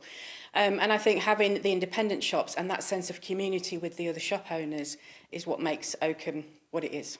The kind of place where people really do stick together and neighbours still know each other? Yes, I think so. I have a lot of other small businesses that come here and get coffee from me in the mornings and things like that. So we always sort of have a chat and chew the fat and discuss everything. And it's a really nice way of sort of keeping in touch with everybody else in the town. On Your Doorstep is about coming in and speaking to real people about real issues, but we also talk about the day's news and get a bit of a different angle away from the media bubble. The big question today is about the Oscars. You might have seen the video of Will Smith getting up on stage and slapping Chris Rock. What do you think about that? What does it matter? What does it mean to see a big celebrity do that on the biggest showbiz stage in the world? I think maybe it probably wasn't the right time or the place to do it. It maybe should have been done afterwards, but it's drama, isn't it? So it's always good TV. The big thing about it is, obviously, Chris Rock made a joke about Will's wife, Jada, whether that's okay, whether it was just a joke. Is it about defending the honour of your wife, or is it about actually that's an assault that the whole world has seen? I think that's a difficult one. I think for him, the spur of the moment, it was defending his wife, but obviously it may be now that it's causing an issue with the assault. And of course, they are actors, they are comedians. Yes. The second question to come is it real? What did you think? Did you see the slap video? I did very briefly. I don't know. It's one of those things that it could be all set up, couldn't it? Just for, you know. I think with all of these big things happening in the world, cost of living, Ukraine, I think these sorts of stories slip in, but they can take control of the news agenda a little bit. Is that what you think might happen? How long might this story go on for? It might go on for a while. I think there's so many people talking about it already this morning that I think today at least it will just be the talk of everybody, I think, and whether or not it's real and, you know. I think we're going to see the media dissect it, social media dissect it. But Debbie, thanks for so much for letting us in on your doorstep. But for now, the big question, are we going to find out, was it a real slap? Was it a fake slap? Back to you, Eamonn and Isabel in the studio. Cheers, Will. Thank you very much indeed. Meanwhile, we're going to talk about from Oakham. We're going to talk about travels in Jamaica. Prince William and the Duchess of Cambridge have concluded their tour in Jamaica. They've wrapped up that tour, which has been deemed somewhat controversial. Yeah, they've been all over the Caribbean, haven't they? And they have vowed to modernise the monarchy and suggested that the future of the Commonwealth will be left to the choices of the people of the countries. Well, the Prince has broken away from the long-standing tradition of his grandmother, the Queen, who stayed away from political statements and followed the mantra, never complain, never explain. So we're going to ask a PR guru now if this tour was a PR disaster. Kevin Craig is the CEO of PLMR, public relations firm. Look, have you been wincing from the sidelines at some of the own goals from his team in terms of PR? Things like seeing them leaning through a railing of children. You know, that didn't need to look like that. It looked very... What, like prison? Well, it looked it sort of had colonial overtones, didn't it? And it was... Well, it did, Isabel, but it's... and at PLMR, we've been involved with many royal visits across the years, and there is a lot that goes on behind the scenes beforehand. And I think you're right, as you've talked about today. There have been some PR missteps, but they've also been unlucky. Right, and you can see where the attempt to mimic the past, you know, the Land Rover scene, that obviously comes from the Duke of Edinburgh's funeral, which went very well when they brought out his favourite vehicle. The image of the children's hands reaching through the fence, which was deemed colonial by some, that was unlucky. There are pictures also of Raheem Sterling, a black footballer, at that same location, but that's mentioned less. And yes, I think as a public relations person, there have been mistakes, but actually, when you look at the speech of William, I think we're very lucky, you know, we're a modern royal leader, and I think he's very agile, and I think he's a breath of fresh air. Yeah, and I couldn't agree more, and I want to talk about that speech in a minute, but just on the Raheem Sterling, I'm surprised he say that, because as a PR man, the details matter. And you can see the difference, can't you, between a black footballer and a royal couple standing by a railing of a group of children who are also black and reaching through the wire fence. Well, I think in the modern world, it's a very high bar you're setting there in terms of, you know, we all know, especially in your profession, the importance of pictures, social media, imagery, but it was a charity football match. I suspect, you know, they were very reliant on the host for the planning of this. And of course, it's been 2 years since there have been any royal tours because of COVID, so people were slightly out of practice. The things also about the protests on their arrival, I mean, that's an inescapable part of the modern world now, debates about slavery. And I think it's hard for William and Kate. There will be questions to ask of their team. I just think on this occasion, they've been unlucky, and you're right, a bit more preparation and walk-through of the photo shoots would have assisted. Yeah, avoided insensitivity. Do you know what I saw over the past week? Yeah. I'm less interested in it than you would be, for instance, but I saw a husband and wife holding hands. I saw them looking very well, looking very much in love. Kate looking absolutely impeccable, various outfits. So a lot of happiness, and I was very impressed politically about William talking about the Commonwealth, and maybe he may never lead it. So it depends what you're looking for, isn't it? Well, it does, Eamonn. And sorry, but I think you're right, and I think that, you know, what also happened on this tour, the crowds loved it. You know, and somebody talked about this week about how the Royals bring bring some stardust and sparkle and happiness into people's lives. They're very popular. They were mobbed everywhere. Why has that not been spoken about as much as 3 or 4 questions of PR technique? I think you're right. And you have a view that one particular newspaper actually almost had it in for the golden couple. I think there's something in the water at the Daily Mail, quite frankly. I mean, the way that they have launched into William and Kate this week, I think is over the top, because on balance, this was a successful visit in a modern era where people are talking about the Commonwealth, as they should be.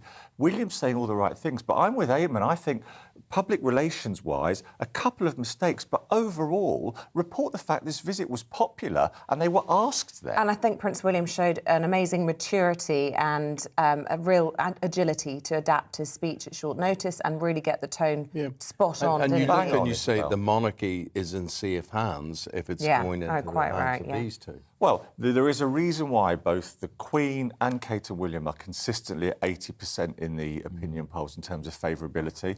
And, you know, this is not the end of it, Eamonn. Across the Commonwealth, you look at Canada last year, over a third of people, only a third of people want the British monarch to remain head of state. There's going to be lots of these discussions, but in our own country, I think it is in very safe hands as an institution that's modernising and being flexible and agile. Kevin, appreciate your take on really things. Thank you very much you. indeed. Kevin Craig is the CEO of PR company PLMR. Thank you very much. Stay with us this morning. We're talking about the slap that shook the Oscars, literally. See you after the break. Looking ahead to today's weather, and the UK is looking quite foggy in places at first, though those skies will brighten and most areas will stay dry. It'll be a great end to the morning across the south and west of England. There'll be a fair amount of high cloud around, but with some warm, bright and sunny spells. A similar picture is likely across the southeast too. There's going to be some high cloud that will make the sun rather hazy, but it will stay dry, luckily, with some light winds. The dry and bright weather will also be extending into South Wales, although it will luckily be a little bit sunnier for the northern part of the country, which will see some beautiful skies. Across in the Midlands, there'll be a north-south split too, some bright spells in the south and some more cloudy areas further in the north. More extensive cloud is also likely as we head into the northeast of England. The cloud will possibly thicken at times today to give some showers for Newcastle as well as Sunderland, one or two of which could be quite heavy. Meanwhile, much of Scotland will have sunnier weather. Parts of the east coast could be a little misty though, and patchy cloud in the far south could give an occasional shower. Some showers will also be possible across in the east of Northern Ireland, but most of the province will be bathed in sunshine. With light winds, it should feel quite pleasant out there. The showers will continue to affect central areas during the afternoon and evening, and later on they'll also develop across southern England. And that's how the weather is shaping up today. Tonight on GB News, at 6 it's Dubes & Co. 7 o'clock, Farage. At 8, join Mark Stein. And at 9, Dan Wootton Tonight, followed by Headliners.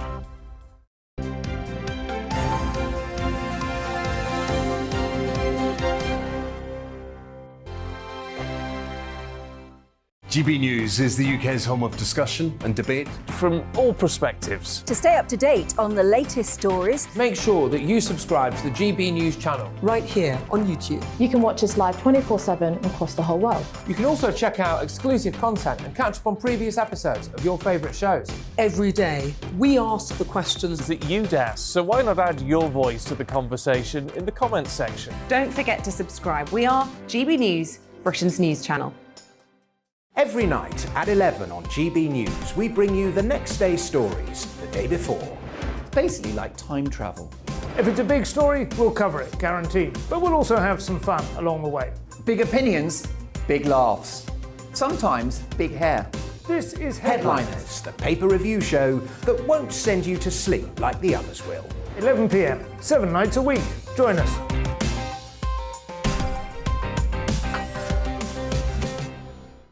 Hello there, I'm Eamonn Holmes. And I'm Isabel Webster.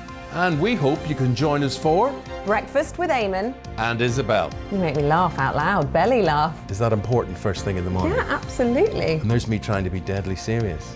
News is a serious business. Yeah, I have to rein you in sometimes. Well, it doesn't stop us laughing at it. It doesn't stop us having an opinion on what's going on. Yeah. And it certainly will not stop us reflecting what you think. Weekdays from 6 to 9:30 on GB News.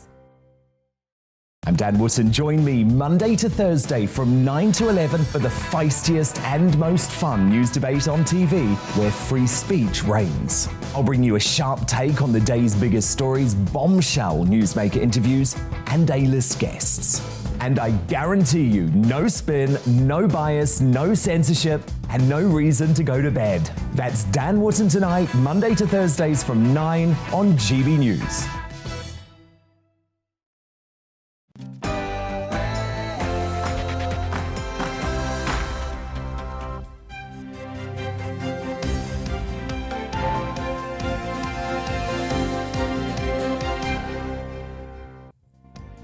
The Oscars comes to blows as Will Smith smacks comedian Chris Rock live in the middle of the Academy Awards. Good morning, it's 8 o'clock on Monday the 28th of March. This is Breakfast on GB News with Eamonn and Isabel. And leading the news this morning. Oh, wow! Smacks comedian Chris Rock before picking up the award for Best Actor. We'll be live in Hollywood this morning to bring you all the latest from the Oscars after parties. Smacks or assaults? I wonder is that what we should say? Because as long as I look at it, it looks worse and worse. Ukrainian intelligence is warning that Russia's trying to split Ukraine along the lines of Korea. And the president is announcing he's prepared to discuss neutrality with Russia. Prince William has reportedly held a crisis summit in the wake of a royal tour that's been branded tone deaf by critics. It comes after the Duke of Cambridge suggested he may never be head of the Commonwealth. If you've got anything to say, we'll be happy to hear from you, and you've been doing that throughout the morning. I was talking about homework, and we were talking about school hours. The government wants longer school hours during the week, and Julia says, Eamonn, I've been saying this for years. I agree with everything you say. Thank you, Julia. Homework should be done in school, not in home. I would make that law, right? Children from homes who have parents who are not worried if they do homework or not would benefit greatly from this. They absolutely would. So thanks for that. Keep those views coming in. Yeah, that's GB Views at gbnews.uk, or you can tweet us at GB News.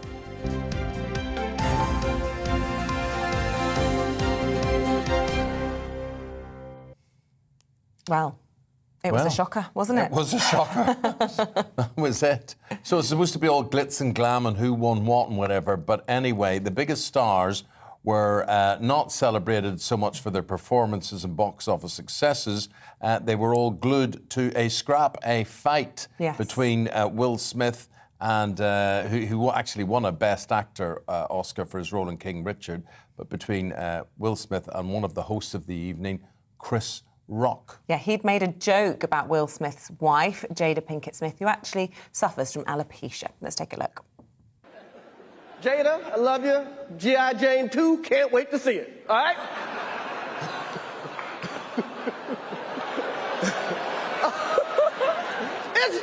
that was a nice one. Okay. I'm out here. Richard. Oh, wow.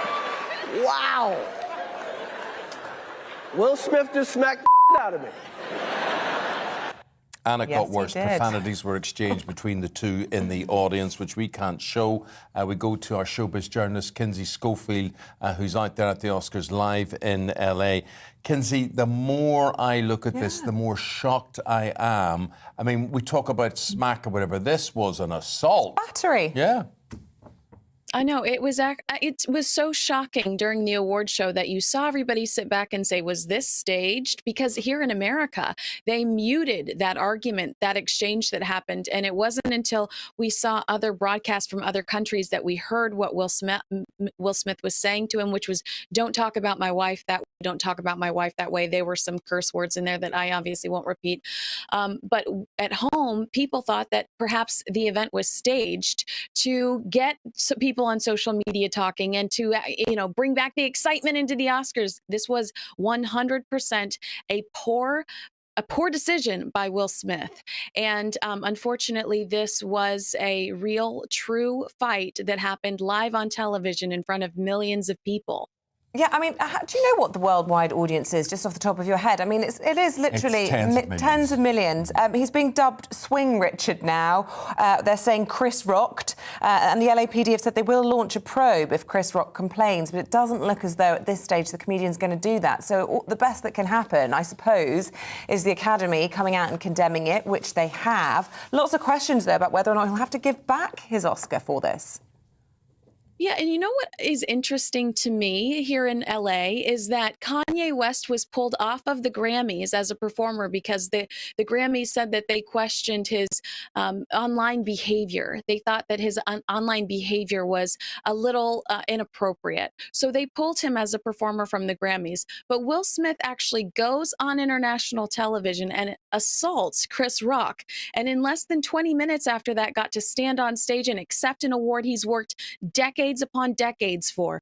To me, that blows my mind. The hypocrisy in Hollywood forever, right? This picture you're seeing right here is Denzel Washington actually went over to Will Smith after the exchange, along with Tyler Perry. It was during the commercial break, and they were loving on him. And Denzel says something to Will Smith along lines of, when you are at your peak, that is when the devil fights harder for you. So Denzel was trying to put him in his place and say, push down any of those negative feelings. As an American, I have to tell you that Will and Jada Smith, they have they've become butts of jokes here lately, because Jada has a program on Facebook. It's a Facebook watch show called Red Table Talk, where her and her daughter, her mother, and will sit there and talk about things like their sex lives and their open marriage. And, you know, I don't think that people are used to commentary like that. Celebrities being so open, especially when it's not a typical lifestyle. And I think that they've opened themselves up to a lot of criticism because they are oversharing. And do you think celebrities at this level can maybe be lulled into a sense of false security that they're invincible?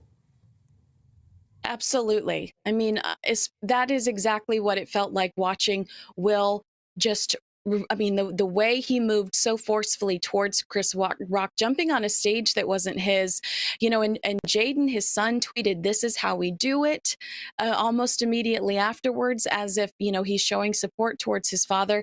Will Smith really did. I don't think that was a very sincere apology during his acceptance speech, but the tears you saw during his acceptance speech, I feel were the tears of a man that was completely humiliated by a very poor decision he had just made. Those were embarrassment tears. Those weren't, I'm so proud to be holding this Oscar in my hand tears. Yeah, and look, at the pinnacle of his career, and it really overshadowed that moment for him. And actually, the irony is, I mean, I watched the movie King Richard at the weekend. Richard Williams, the father of Venus and Serena Williams, really hated physical violence. He took lots of beatings as well when he was on the Compton tennis courts with his daughters. He would have felt that this was a real shame, actually, I think. But let's not let it completely overshadow the event. I want to just quickly, while we've got you, Kinsey, run through the other big wins from the night. Tell us who Best Actress was, Best Picture, Best Original Screenplay. Absolutely. So Jessica Chastain was Best Actress. She was absolutely precious. She was in this great gown, and she just had a great spirit, high energy. I was so excited for her. She won for her portrayal of Tammy Faye Baker. It was a faith-based personality here in the States that actually became a pop culture sensation in the 90s with a TV talk show called The Jim J and Tammy Faye Show. Oh, God, it was just it was perfect seeing her accept that award, because I felt she earned it. For Best Movie, it went to Coda, which is about a young woman who wants to be a musician, but both of her parents are deaf. So that's a really unique story. And the irony that the Oscars, everybody said that they were going to win Best Movie because the Oscars knew that they needed positive energy. They needed that uplifting story. And here we are talking about Will Smith slapping Chris Rock. But Belfast for Best Original Screenplay. And that was incredible to see, obviously, because we knew that was an award-winning production. Jamie Dornan, how cute is this guy? Said he was so nervous to walk the red carpet because he hates having his picture taken. Oh my gosh, are you in the wrong business? He's so handsome. I'd take his picture at the grocery store. You can't take a bad picture. What's the problem? I know. Exactly. So it was a good night overall. And it's a good day because it is Kinsey's birthday today. And Kinsey, we got you a cake. We didn't get anything. I got her a cake. I got two because I knew one for you, one for her. No, one for you and me. Oh, okay. Because we can't give it to her, can we? They've cut me out the shop. We can't do that. Kinsey, so I went out in the rain to the shop and got this morning. And it's absolutely beautiful. And so we're going to have to sample them. We're going to have them with some tea. Later on after the programme, but it's in honour of you. Happy birthday to you. Yeah, happy birthday. Thanks for staying up late for us on your birthday. So and we couldn't light them because of health and safety. You trying to get into my act. You went out and got them. Such a fibber. I didn't go out. Yours gets longer and longer. So it does. Right. 10 minutes past 8. Oh, I should say... Yeah, lots of views coming in. Let's read them out. Gina says, can't ever forgive Will for that. Me neither. I'd hoped for better after how much of a moral man he's claimed to be over the years. Yeah, I was a super fan and I'm not anymore. Martin, I can't believe it. We hold our icons and actors to a higher standard. He can't be allowed to get away with it. Susan says, outrageous behaviour from both of them. They should both be ashamed. And Dennis saying comedians have to have free speech to make the jokes they want to make. Well, exactly. Yeah. Farah says, Will's a strong man, and after what he went through, he was bound to break at some point. He has been the butt of a number of Chris Rock's jokes, but no excuse for violence. We should say there was a foul-mouthed exchange. Well, it wasn't an exchange, it was one direction from Will Smith up onto the stage, which we can't show you for various reasons. But so it was more than what you're actually seeing, but all that will emerge, I'm sure, over the day.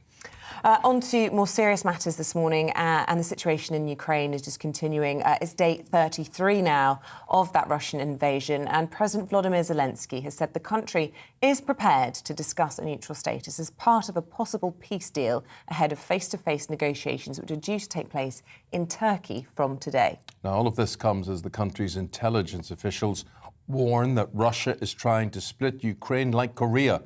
Ukraine's generals say Moscow is unable to swallow the country and faces guerrilla warfare if it does try to divide it. The Ukrainian president has said in his overnight address that there had been a cultural shift, with even Ukrainians that were sympathetic to Russia changing their attitude to hatred in the wake of the killing of civilians and the destruction of cities.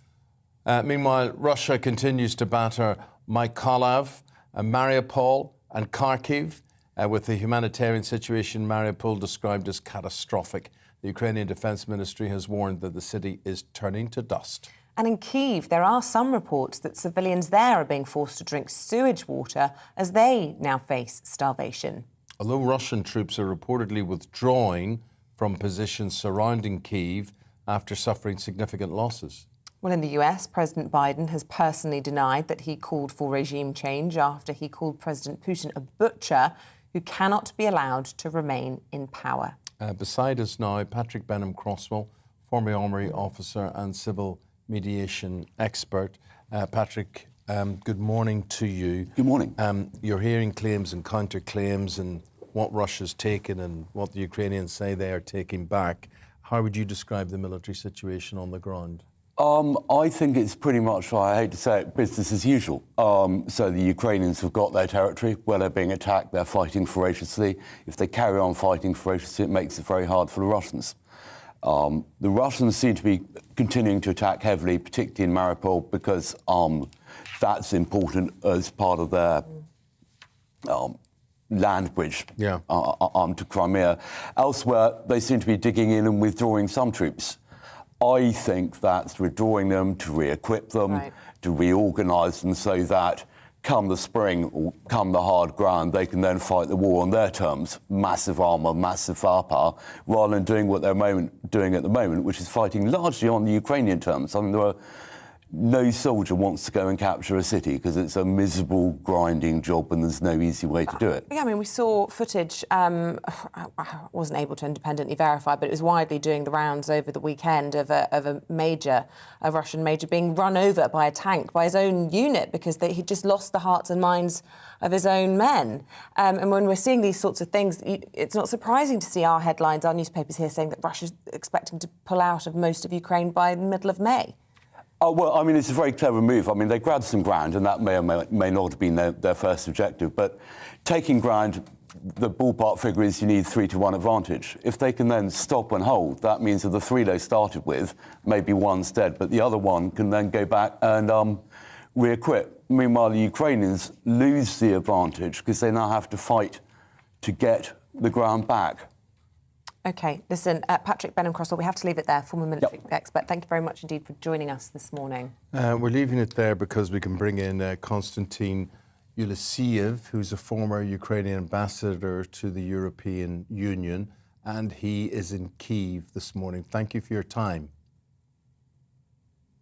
Good morning. Yes. Good morning to you. Thank you. How would you describe the latest situation in Kyiv where you are? How threatened do you feel? I'm sorry, but maybe I will spoil a good morning for your citizens, because here in Kyiv, in Ukraine, we are living in another universe. Here is a real Armageddon. I'm sorry to tell you the truth. Could you think that only yesterday Russian occupational troops and Russian military, they launched 70 ballistic missiles on Ukrainian territory? Of course, they are shelling every single hour. Just a couple of minutes ago, the air alert was announced here in Kyiv as well. So situation is not very good one, but because of heroic resistance of Ukrainian people, Ukrainian armed forces, we did not allow Russian troops to go deeper to the Ukrainian territory. We made some counterattack, and more and more there is a spirit that the time for Ukrainian victory is approaching. And of course, we count very much on the support of our international partners, in particular on support of the United Kingdom, because this is two preconditions for our joint victory. This is the heroic resistance of Ukrainian people, and secondly, I would say, solidarity of the democratic world with Ukraine. Just give us a sense of the situation in Kyiv, because we're getting these reports that the Russians are sort of pulling back from encircling the city. We know that people like you, diplomats, people like President Volodymyr Zelensky are still in the capital. And yet we're also hearing these awful accounts that people are being forced to drink sewage, that people in Kyiv are facing starvation. I mean, are you seeing that where you are? Yes, I'm in Kyiv, but first of all, let me tell you that Ukrainian people is united as never before, including all political forces. Here, there is no opposition. Everybody is united around Ukraine, around protection of Ukrainian soil.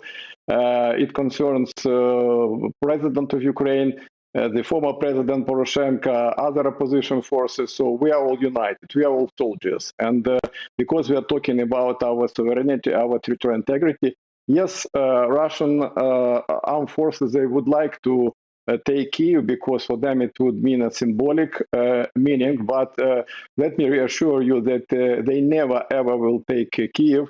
And even more, as I told you earlier, that the victory is approaching. And of course, Russians would like just to concentrate more forces in the eastern part of Ukraine, namely Donetsk and Lugansk region.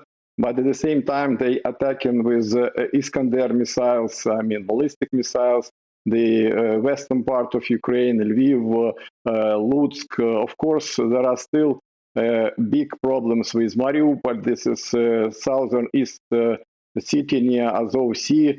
You know that this city is under siege. This is kind of ghost city, but they are resisting, and even a massive Russian attack, they are not succeed in taking this heroic city. But again, the life is going on. Starting from today, for example, all children started their study program and lessons in school, of course, online. Students started also their educational program in university, of course, online. Here in Kyiv, we have water, we have drink, we have, of course, nutrition, and this is, of course, mainly because of humanitarian assistance, because of help of our friends. But now we need more than nutrition. We need military equipment. We need anti-air equipment. We need anti-tank, weapons. Of course, we need fighter jet. This is with what we can accelerate the victory of Ukrainian armed forces. And here we count very much on you. And secondly, we expect from our partners to increase the level of sanctions. The sanctions must be devastated. What you just did, I mean, the international community, UK, the European Union, this is just not so devastating. Russia still continue, and Russian economy still continue to survive. That's why, first of all, you need to cut off SWIFT from all Russian banks, not from 7, as you did just recently. Of course, we expect that the international community will adopt a so-called Land-Lease Act. Maybe UK citizens know what does it mean. This is the act which was introduced back in 1941 during the Second World War. Here we count very much on that act because we need, as I told you earlier, from nutrition to ammunition. And of course, which is what most painful issue for us, this is sky. We need to put the sky under the control. If we will put under the control sky, believe me, within a couple of weeks, Ukraine will liberate all territory from Russian aggressor. You keep asking for that, Mr. Ulisiev. It doesn't seem to be happening. We wish you well. More peace talks again today, and we hope they lead towards some sort of resolution or ceasefire. Thanks for your time this morning. We've got to leave it there. Thank you. Well, stay with us. Coming up after the break, we're live in Cardiff. That's because Wales is putting an end to all COVID restrictions from today. But first of all, here's your Monday forecast. Looking ahead to today's weather, and the UK is looking quite foggy in places at first, though those skies will brighten and most areas will stay dry. It'll be a great end to the morning across the south and west of England. There'll be a fair amount of high cloud around, but with some warm, bright and sunny spells. A similar picture is likely across the southeast too. There's going to be some high cloud that will make the sun rather hazy, but it will stay dry luckily with some light winds. The dry and bright weather will also be extending into South Wales, although it will luckily be a little bit sunnier for the northern parts of the country, which will see some beautiful skies. Across in the Midlands, there'll be a north-south split too. Some bright spells in the south and some more cloudy areas further in the north. More extensive cloud is also likely as we head into the northeast of England. The cloud will possibly thicken at times today to give some showers for Newcastle as well as Sunderland, one or two of which could be quite heavy. Meanwhile, much of Scotland will have sunnier weather. Parts of the east coast could be a little misty though, and patchy cloud in the far south could give an occasional shower. Some showers will also be possible across in the east of Northern Ireland, but most of the province will be bathed in sunshine. With light winds, it should feel quite pleasant out there. The showers will continue to affect central areas during the afternoon and evening, and later on they'll also develop across southern England. And that's how the weather is shaping up today.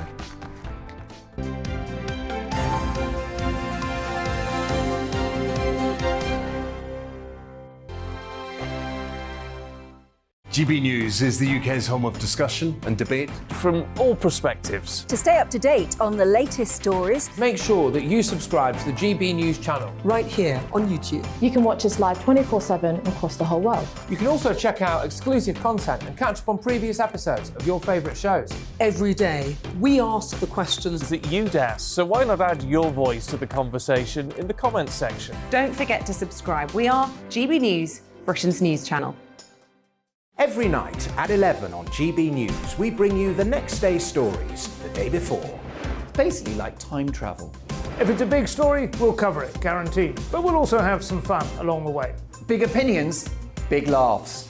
Sometimes big hair. This is Headliners, the paper review show that won't send you to sleep like the others will.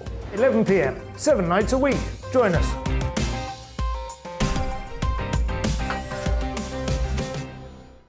Hello there, I'm Eamonn Holmes. And I'm Isabel Webster. And we hope you can join us for Breakfast with Eamonn and Isabel. You make me laugh out loud, belly laugh. Is that important first thing in the morning? Yeah, absolutely. And there's me trying to be deadly serious.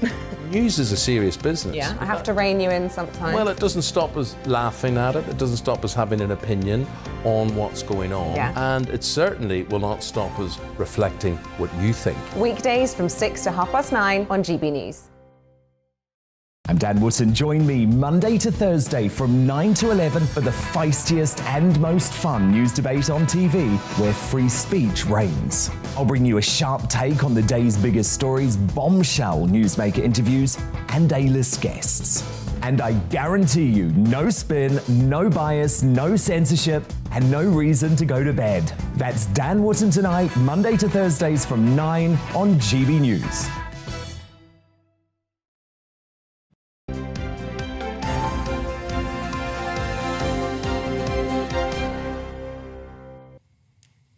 Coming up to 8:25.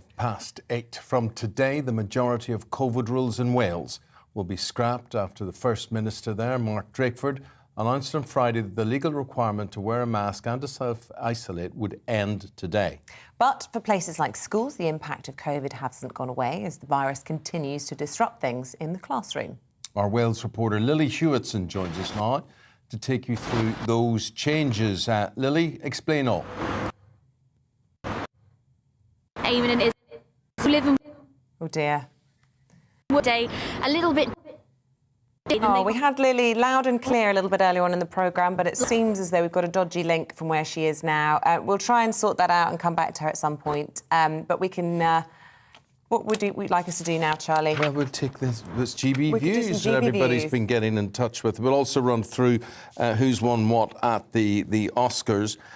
Robert makes a very interesting point. We were talking about homework earlier and how so many people just see it as an impingement on family life. And he says, my wife had to take reduced hours from her work to complete homeworks with our son to give us a better home life at a time when we couldn't really afford it. I believe teachers are well paid and not overworked with amazing holidays. Where I don't agree with you, Robert, I think teachers are overworked.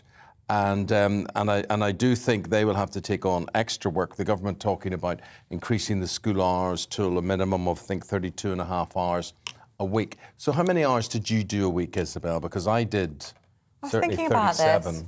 Oh, I haven't done the maths, but I'd get into school... Well, how many hours a day? Well, I'm just working out. So I think I got into school about 8:20. Yes. And our last lesson finished at 3:45. Right, so say that's 8:30 till 4, so that was... But that was assuming 8. I didn't do extracurricular, and I did most afternoons do netball, swimming, gymnastics, everything. So what I'm saying is, how long, for 8 hours by 5 days is 40, right, without doing your extracurriculars. Yeah. So sometimes you say to yourself, well, what hours are these schools my son doing? finishes at 3:10, and he starts at 10 to 9. Some schools finish at 2:30. I know. And you think... Part-timers. What's that? What's that all about, you know? So, I mean, if you walk down the street, there's some strange times of the day and you see kids in uniforms and you're thinking, what are they doing there? Why are they not in the classroom? Oh, also, when they get let out of school early and all they do is they go to the corner shop, don't they, and buy loads of junk food. Don't get me started on that. Got lots of emails on Will Smith. Oh, yeah. You want to read some of these? Yeah. This one's come in from Danny Saint. He says, and this is an interesting view, controversial, I totally agree with Will, and everyone should get off their high horse and stop trying to be so woke about it all. Chris Rock made fun of a medical condition and his wife is suffering from in front of millions of people, including his children. I think he did what any real man would have done, and most women, regardless of how correct they're trying to be, would want their man to automatically protect them physically and mentally. Well done, Will, for putting your wife before an award. Except he did laugh at the joke. Yeah. And then took a while to reconsider it. But by and large, I agree with you. I think it's very hard. You know, they can probably slag Will Smith off and he would take that, but, you know, a member of his family, his child or his wife or whatever, not so funny. And who wouldn't have done that? But you're right about the wokeism. I mean, LA is wokeism central, isn't it? Well, you can't make a joke now without getting assaulted. Yeah. So we're going to see what they're going to do about that. Who's the hero and who's the villain? Chris Rock or Will Smith? Stay with us. We're taking you through the headlines very, very shortly with Nigel Nelson and Polly Mackenzie after this break.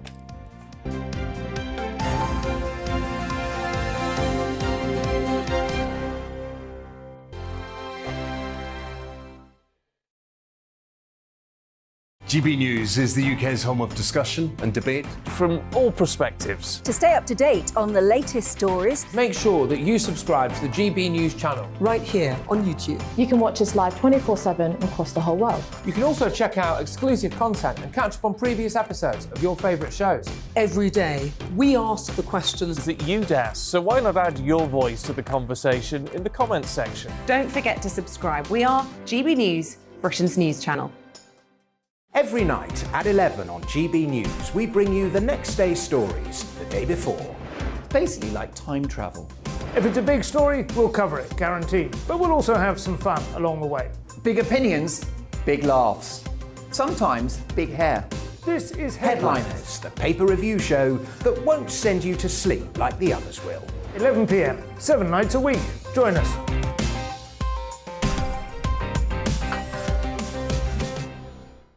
Hello there, I'm Eamonn Holmes. And I'm Isabel Webster. And we hope you can join us for Breakfast with Eamonn and Isabel. You make me laugh out loud, belly laugh. Is that important first thing in the morning? Yeah, absolutely. And there's me trying to be deadly serious. News is a serious business. Yeah, I have to rein you in sometimes. Well, it doesn't stop us laughing at it. It doesn't stop us having an opinion on what's going on. Yeah. And it certainly will not stop us reflecting what you think. Weekdays from 6 to 9:30 on GB News.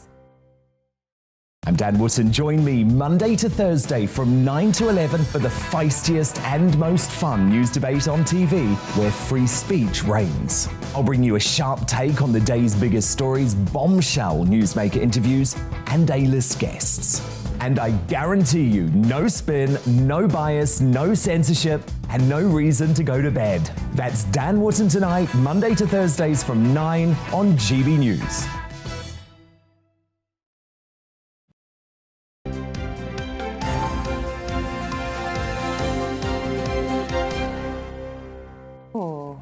With the time at 8:30, the top stories that you're waking up to on this Monday.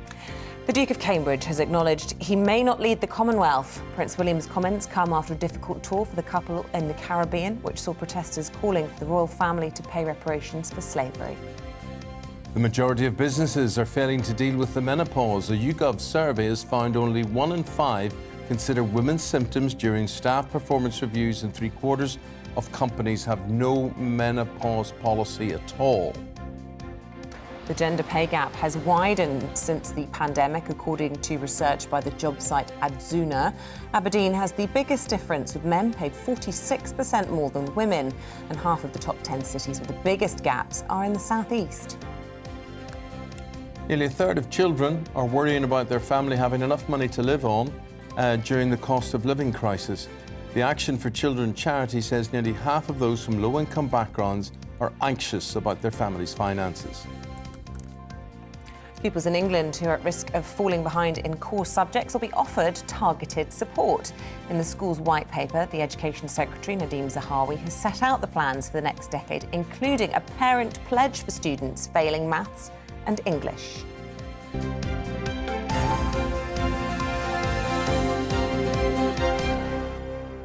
Oh, breaking news and reaction coming in all the time to the big fight of the night on stage at the Oscars in Los Angeles between comedian Chris Rock and the actor Will Smith. And I kid you not, Polly Mackenzie is here now with Nigel Nelson to discuss what's in the papers. But Polly, with this one, and a lot of people may feel like this, but you've got a Conservative MP in Will Smith's corner on this one. Yeah, so Simon Hoare, the MP for North Dorset, has tweeted saying that he would like to punch anyone who insulted his wife. And, of course, the instinct to defend your wife or anyone you love from a rude and insulting joke about a medical condition, of course I understand that. But the idea that you should act on that instinct to defend by punching someone or slapping somebody instead of using the extraordinary platform you have as the person about to win Best Actor Oscar to use words to fight your battles strikes me as extremely odd and extremely ill-advised for a Member of Parliament. My prediction is that the Whip's office will somehow get him to delete that tweet over the course of today. Yeah, but even when you look at Will Smith's situation, Nigel, I mean, he could have said, "You, me, mate," outside after all of this. That'd be the normal way of doing things, wouldn't it? I mean, you do it in private rather than in front of the entire world. I mean, when you do something like, I'm surprised about Simon Hoare coming on this, because obviously this is an offence. I mean, it is a criminal offence to start assaulting somebody. But with the Will Smith thing, you would actually say, let's sort this out later or whatever, not react in the way that he did in front of so many people. Well, apparently he's just arrived, I'm just hearing in my ear, he's just arrived at the Vanity Fair party and he's all smiles, so he's brushing this off. It sounds like Chris Rock isn't going to press charges and he's going to get away with it, but will people forget? I mean, we were all crowded around watching our TVs, or maybe not, maybe some people were sleeping, ordinary people. We were watching it this morning and the whole newsroom was like, couldn't believe our eyes, could we? It's unbelievable. Well, as you say, interesting where it will end up. And the bits that we can't show you is the foul-mouthed exchange that went on. It wasn't an exchange, it was one direction. It was Will Smith up to the stage. But, Polly, you just wonder, I mean, he is Hollywood royalty. Will it really affect him, how he's cast? I mean, I think it would lesser actors and personalities, very definitely. But, you know, he is royalty in Hollywood.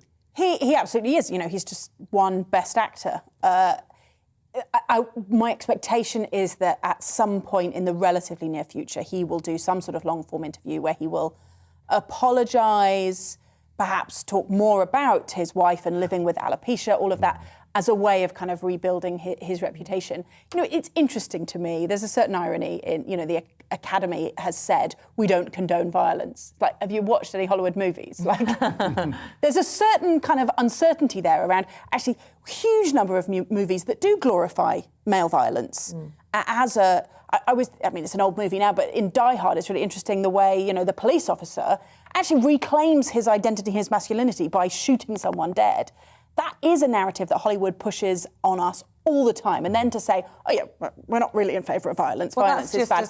But I get that it's fiction, but it's a fiction that's deliberately to tell the story that, yes, what men do to be men is slap people. So let's perhaps be thoughtful about what is that narrative that Simon Hoare is talking about, that is what men should do to protect women, is actually...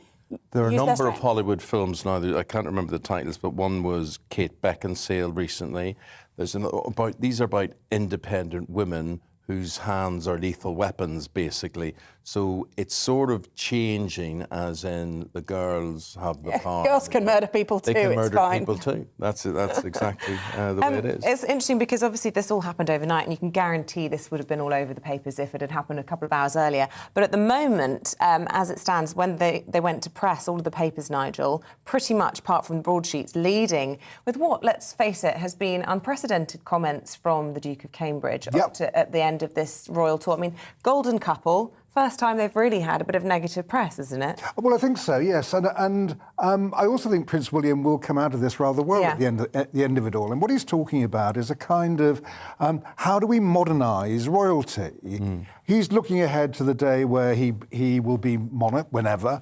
And he's starting to think about exactly what that role means. Now, I'm a monarchist, but not a royalist. I don't have much time for the royals as a family. I do think that a monarch is essential for our constitution.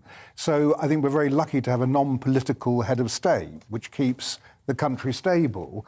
Clearly, Prince William is thinking ahead about things like that. So when he talks about the Commonwealth and possibly not being head of the Commonwealth, what he's saying is, well, countries may decide that they don't want a non-political head of state. So actually, I think although he had a bit of a rough ride in the Caribbean, he'll come out of it quite well at the end of it. OK, good. That's good to hear, because we're all William fans, aren't we? I think he handled himself very well. I think a great role model there.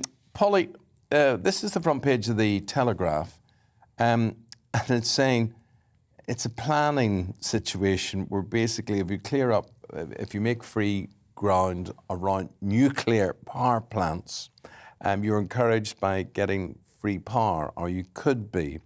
Now, what do you make of this? Well, it's very easy to mock in that way, as if people are sort of taking bribes. But actually, I think our planning system is so sclerotic and so slow, and it means, you know, we never do anything. We just take decades arguing about stuff.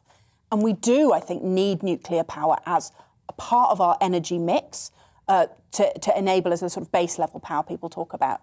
And I think it's really creative of the government to be thinking about how you can get people to support things which are, you know, nobody really particularly wants to live down the road from a nuclear power station. I would like to see them do the same for wind turbines. You know, the government in the coalition government yes, but you mightn't actually come banned out glowing, onshore wind. You mightn't come out glowing green. With children. I'm sure, Eamonn, you do not want to be perpetrating misinformation. There is simply, you know, actually nuclear power stations are really, really safe. Would you be happy to live next door to one? Would you? Fine. And I'd also be happy to live next door to a wind turbine. I would. Like, literally Don't know what literally next door, no. What's happening in Chernobyl? You know, the second time in... Right. And I was about to mock. I mean, the idea that you give away free electricity, but you might all sort of start glowing, just seems to be... Hang on, come on. Like, you're talking absolute nonsense. Chernobyl was clearly a huge safety issue because the place exploded. Well, it continues to be. Yeah, continues to be. But because, I'm sure you've read about it extensively, just catastrophic failures of design and management by the USSR at the time. So it's a completely different scenario from modern nuclear, which is extremely safe. But would you want one at the end of your garden? Literally the end of my garden? Probably not. My garden's about 12 foot long. But, you know, you're talking a small about... one, then. But you're talking about large sites with plenty of kind of boundary space. Nuclear is really safe, and we shouldn't talk about the idea that it makes you glow. Well, let us know your views at home. Would you live under an electric cable from a pylon? Yeah.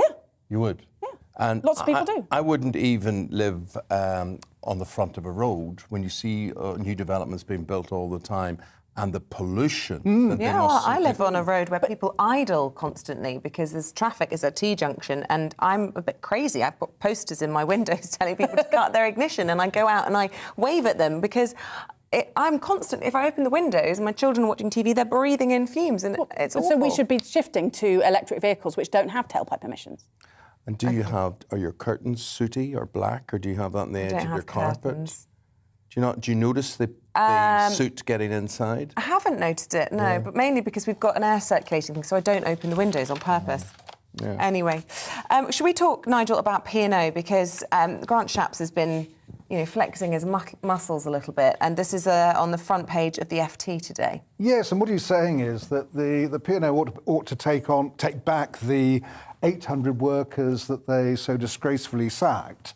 Because he's going to bring in a new law which will say that any ship using a UK port will have to pay the national minimum wage. So what P&O wanted to do was pay $5.50 an hour rather than the minimum wage of $9.50 an hour, hence they employed foreign workers. All sounds good, that's great. The next thing I think that Grant Shapps the government ought to deal with is fire and rehire. Let's try and actually make a much fairer employment system. What P&O has shown is how you can get round the law. Fire and rehire is another way of doing it. I think now that COVID is coming to an end, we ought to start really cleaning up our employment laws. Yeah. Now, if you go to a pub and you order a ploughman's lunch, the Telegraph tells us that it has been changed, the name has been changed with one particular pub. Indeed, this is the Tors pub on Dartmoor, and the landlord has changed it into the Ploughed Person's Lunch. Oh, gosh. Now, what he argues is that he didn't think it would cause a fuss at all. So what he says is, look, there are a lot of women who go around ploughing around his way, so he decided that Ploughed Persons was a much more up-to-date, gender-neutral way of doing it. And, of course, he's had a huge Twitter backlash now, saying this is woke, this is cancel culture, this is crazy. A ploughman's lunch is a ploughman's lunch, and that's how it should stay. Are there still plough people anymore? Because as far as I'm aware, it's a historical thing, isn't it? It's like actually taking a plough out. Never been to a ploughing match? But it's all men, right? It's actually men. Well, no, not necessarily, but yeah, of course, what you're mostly doing is driving a tractor with a plough at the back. Right, okay. But nevertheless, you should definitely go to, I grew up in the countryside, competitive ploughing, very, very exciting. Really? In a tragic kind of way, yes, because it's all about exactly how you turn the mud, essentially, to get a good is the right answer. My first job as a farming correspondent was at the World Ploughing Championships, which was being held in It's a real thing we need to take, Isabel. I have never seen so much mud in all my life. I mean, there was just torrential rain throughout it, so respect to anybody who can plough their furrow, as you two have been doing today. Yeah, thank you, Polly. So thank much. you, Nigel. Absolute pleasure. Come back and see us again sometime. Yes, please do. Thank you. Thank you. Let's bring you up to date now with the time just before 8:45 with today's headlines. The organisers of the Oscars say they do not condone violence of any form after an altercation between Will Smith and Chris Rock. The Best Actor winner hit the comedian who'd made a joke about Will Smith's wife, Jada Pinkett Smith. Ukraine is to hold talks with Russia and Turkey today. The Turkish president has called for a ceasefire and better humanitarian conditions after a phone call with President Putin. Ukrainian officials are warning that Russia wants to split the country in two by uniting occupied territories in the east. The Duke of Cambridge has acknowledged that he may not lead the Commonwealth. Prince William's comments come after a difficult tour of the Caribbean, which saw protesters calling for the royal family to pay reparations for slavery.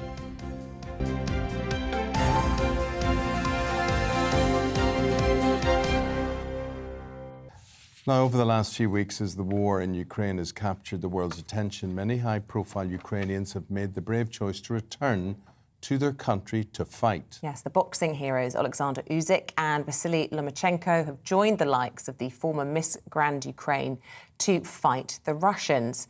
Well, now musicians are also uniting on the front line. They're swapping guitars for guns.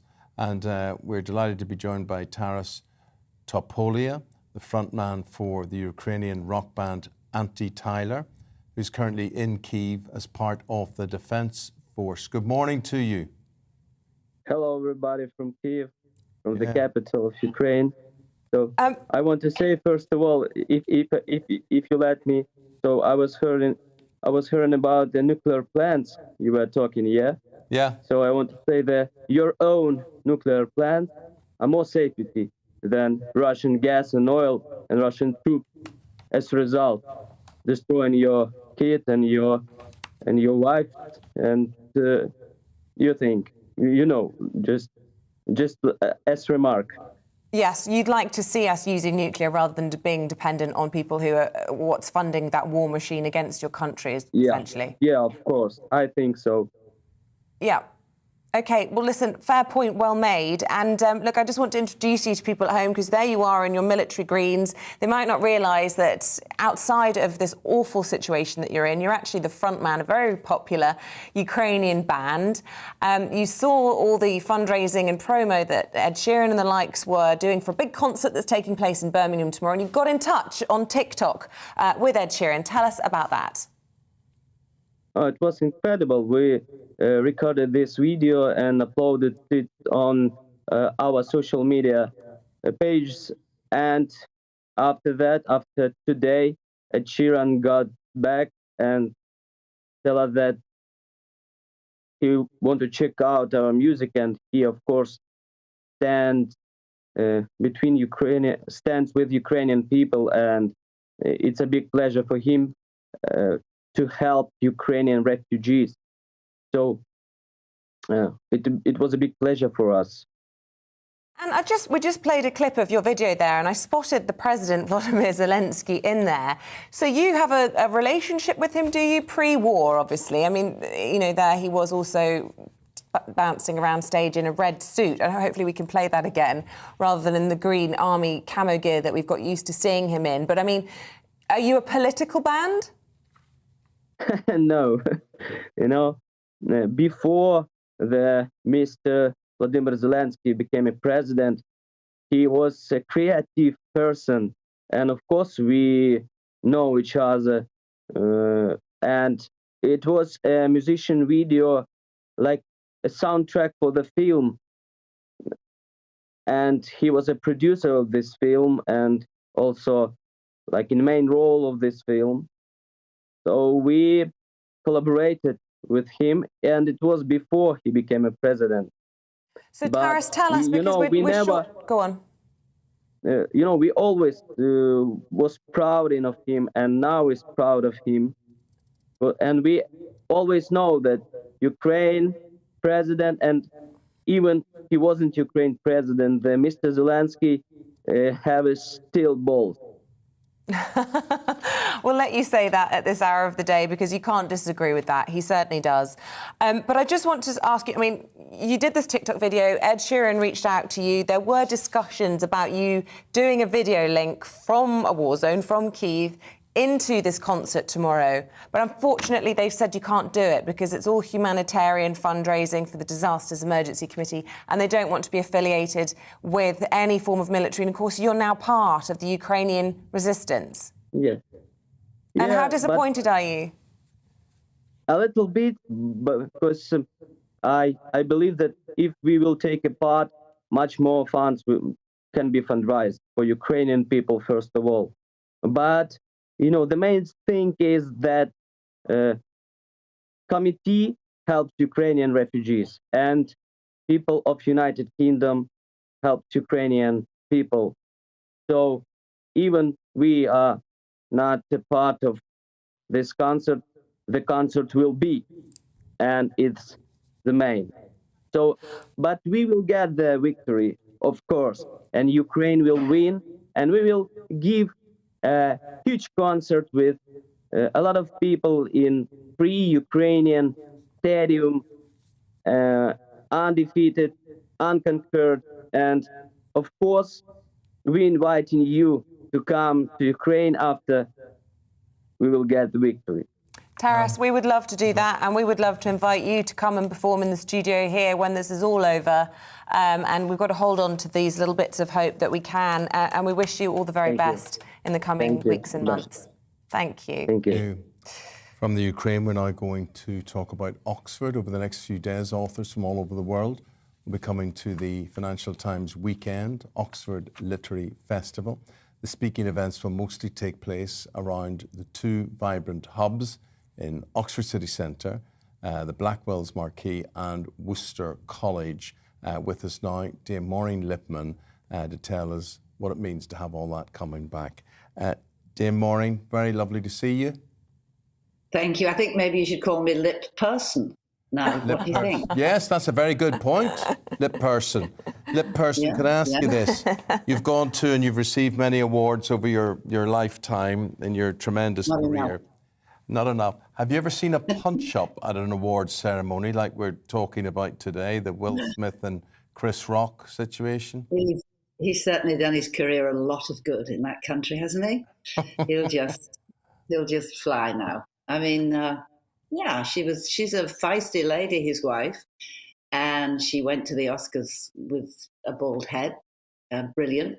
But he was the person who spoke for her, so I'm not quite sure how brilliant that is.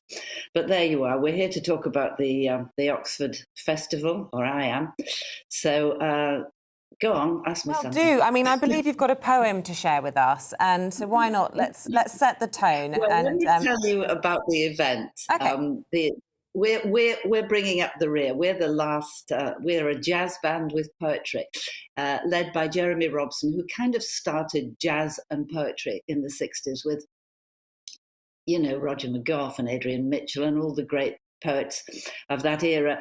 And he was my publisher for years and years. And then he retired and he began to write poems again. And he's jolly, jolly good. And some of them are very poignant, and they're looking back on an era and on love. And, poetry is what we need in this time, isn't it, really? Because it condenses all our feelings. We can't express how bemused and baffled we are. And with jazz, which I think is out the closet yet again, with Norma Winston and Art Thiemann and Christian Garrick, we are going to take the roof off at Oxford. We're going to do poems. I'm going to do a couple of my monologues from my radio show, Maureen and Friends. Jeremy's going to do his poems, and Norma Winston's going to sing. What's not to like? It's not to like. And you're closing the show. That's on Sunday, isn't it? So it's a sort of, not a knees up, but a tribute to the end of what many people say is the sort of highest literary festival that takes place in the country. I mean, is there a bit of competition with Cheltenham, would you say? I think the last 2 years have pretty well wiped out literary festivals. And so everybody's so keen to get out and to get back and to polish off their best masks. And they've got great people. They've got Delia Smith and they've got Val McDermott and they've got Howard Jacobson, of course, and Zadie Smith.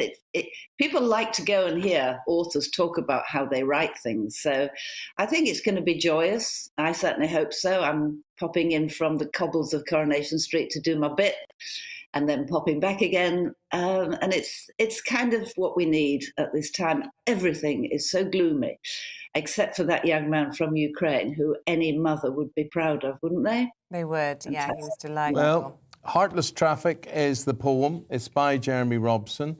So let's hear it. Oh, okay. Right.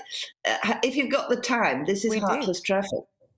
And I'm not going to start at the beginning because I really worry that you don't have the time. But he's written, last night, as I drove abstractedly through the hypnotic darkness of a motorway, La Traviata rose towards its heartbreaking climax, a live performance it might have been, but there was death in the air.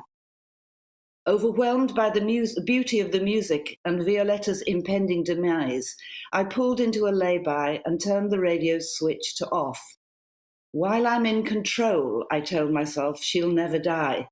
Rain, like tears, was running down the window pane, Passing cars flashed their lights uncaringly. If only we could press the pause button in real life. Cry, stop when tragedy looms. Death is about to strike. But when fiction becomes fact, there is no release from that. No lay-by to pull into. No turning the engine off. Eventually I switched the radio back on. Just the sound of applause. The audience I imagined now on its feet. The singers, the conductor taking well-earned bows, flowers from the wings. Freed from the plot, Violetta, hand in hand with her lover Alfredo, had sprung back to life. A true diva. She lived to die another night. As the applause gave way to an announcer's voice, I turned the key and waited for the engine to revive. And then pulling back onto the motorway, I joined the heartless traffic in its endless race to God knows where. So much drama waiting there. Fabulous. Thank you so much. That was lovely. Thank yeah, you. very Thank profound. you very much, Dame Maureen Lip Person. Lovely to see you. Again. Thank you. Enjoy the festival and we thank should you. say the details for the festival, oxfordliteraryfestival.org. You can log on and find all the details you need to know. And Maureen's closing the show, I believe, on the Sunday, so it's well worth going. Lovely to have her on the show. Yes. Thank you. You see, that's what we need. We need to raise the tone of this show. People like that. That was lovely. The poetry. Took us away. You're constantly dragging things down, and I just think, just a bit of culture. That's what we need. More culture. More culture. A bit of Will Smith coming from me. That's what happened at the Oscars. A bit of Will Smith. See what it was like after this. Looking ahead to today's weather, and the UK is looking quite foggy in places at first, though those skies will brighten and most areas will stay dry. It'll be a great end to the morning across the south and west of England. There'll be a fair amount of high cloud around, but with some warm, bright and sunny spells. A similar picture is likely across the southeast too. There's going to be some high cloud that will make the sun rather hazy, but it will stay dry, luckily, with some light winds. The dry and bright weather will also be extending into South Wales, although it will luckily be a little bit sunnier for the northern part of the country, which will see some beautiful skies. Across in the Midlands, there'll be a north-south split too, some bright spells in the south and some more cloudy areas further in the north. More extensive cloud is also likely as we head into the northeast of England. The cloud will possibly thicken at times today to give some showers for Newcastle as well as Sunderland, one or two of which could be quite heavy. Meanwhile, much of Scotland will have sunnier weather. Parts of the east coast could be a little misty though, and patchy cloud in the far south could give an occasional shower. Some showers will also be possible across in the east of Northern Ireland, but most of the province will be bathed in sunshine. With light winds, it should feel quite pleasant out there. The showers will continue to affect central areas during the afternoon and evening, and later on they'll also develop across southern England. And that's how the weather is shaping up today.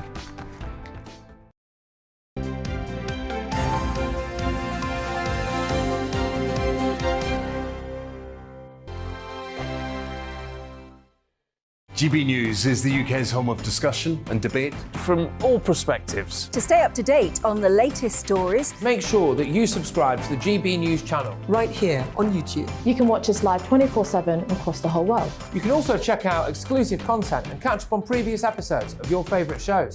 Every day, we ask the questions that you'd ask, so why not add your voice to the conversation in the comments section? Don't forget to subscribe. We are GB News, Britain's news channel.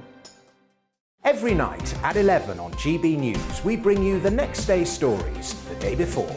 It's basically like time travel. If it's a big story, we'll cover it, guaranteed. But we'll also have some fun along the way.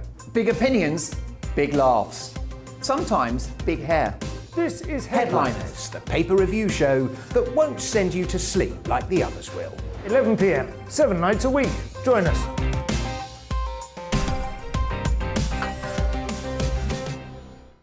Hello there, I'm Eamonn Holmes. And I'm Isabel Webster. And we hope you can join us for Breakfast with Eamonn and Isabel. You make me laugh out loud, belly laugh. Is that important first thing in the morning? Yeah, absolutely. And there's me trying to be deadly serious. News is a serious business. Yeah, I have to rein you in sometimes. Well, it doesn't stop us laughing at it. It doesn't stop us having an opinion on what's going on. Yeah. And it certainly will not stop us reflecting what you think. Weekdays from 6 to 9:30 on GB News. I'm Dan Wootton. Join me Monday to Thursday from 9 to 11 for the feistiest and most fun news debate on TV, where free speech reigns. I'll bring you a sharp take on the day's biggest stories, bombshell newsmaker interviews, and A-list guests. And I guarantee you, no spin, no bias, no censorship, and no reason to go to bed. That's Dan Wootton Tonight, Monday to Thursdays from 9 on GB News.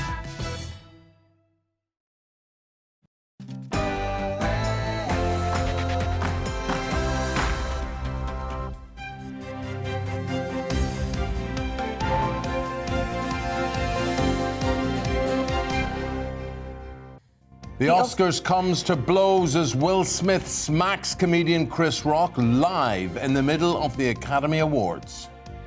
Good morning, it's 9 o'clock on Monday, the 28th of March. This is Breakfast on GB News with Eamonn and Isabel. Well, here's what's leading the news this morning. Oh, wow! Will Smith smacks comedian Chris Rock before picking up the award for Best Actor. We're going to be live talking about this story this morning, bringing you all the latest on the Oscars. The difference is, no, we'll talk about it after this, right? Ukrainian intelligence warns that Russia's trying to split Ukraine like Korea, as President Zelensky announces he's prepared to discuss neutrality with Russia. Prince William has reportedly held a crisis summit in the wake of a royal tour that's been branded tone deaf by some critics. It comes after the Duke of Cambridge suggested he may never be head of the Commonwealth. So here's what we're going to say in the discussions. And very shortly, we're going to be joined by Andrew Pearce with his view on things. Andrew, when you see the ferocity, we call it a slap, or I don't know, it's more like a punch to me. But the difference is, I could not have taken that the way Chris Rock did. I'd have had to hit him back. Yeah, and I wouldn't blame him. He's a big lad as well, isn't he, Will? He played Muhammad Ali. Yeah. You know what I think is really interesting? The lovely land has not condemned him. If he'd been a white actor towering over a black comedian like that and had slapped him or punched like that, his career would be over already. I think this has given Wokedom City a real Absolutely. problem, which we'll discuss yes, very let us know shortly. your views. So you can get in touch. Yeah, gbviews@gbnews.uk, or tweet us at gbnews. Lots of you have been doing that. Pretty controversial from Will Smith. What do you think?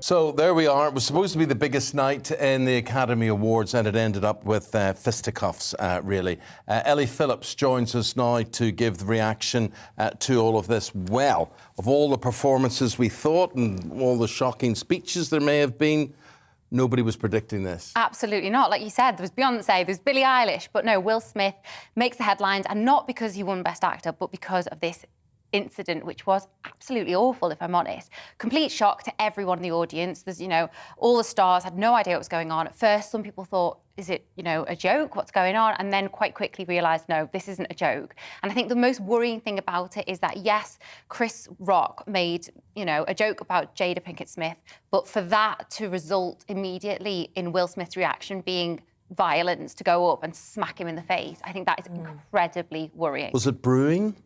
It was true. There is history between them. So back in 2016, Chris Rock hosted the Oscars, and he actually made a jibe at Jada Pinkett Smith then. She was saying that she was going to boycott the Oscars because Will Smith hadn't been nominated for an award that year for one of his films. And Chris Rock said in his opening monologue, oh, Jada Pinkett Smith boycotting the Oscars is like me boycotting Rihanna's knickers.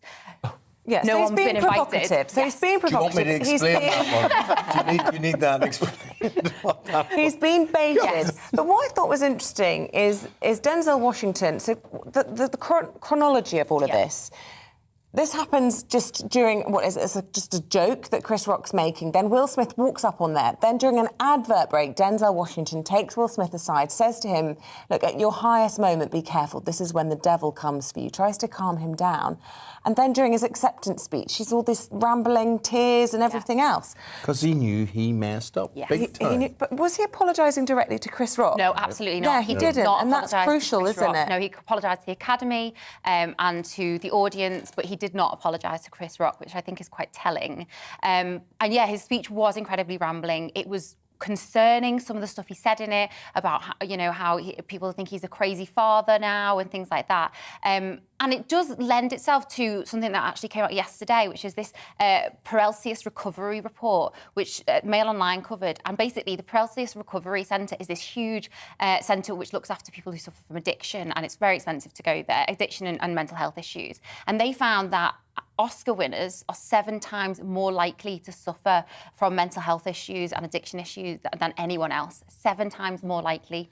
I mean, sorry, I can hear you uttering ridiculous. I mean, these are extremely privileged, well-paid, extremely wealthy people. They have the world who at have their everyone feet. do everything for them. Yeah. But perhaps that's why they go a little bit mad. No, we just indulge these people. It's mental illness problems. Come on, people living in a tower block during lockdown who can't get out, they suffer mental illness Dustin problems. Hoffman and Sir Laurence Olivier were starring in a film called The Boys from Brazil. Yeah, I remember. Sir Laurence was playing a mad Nazi dentist who had Hoffman tied up in his dental chair and had to extract his teeth.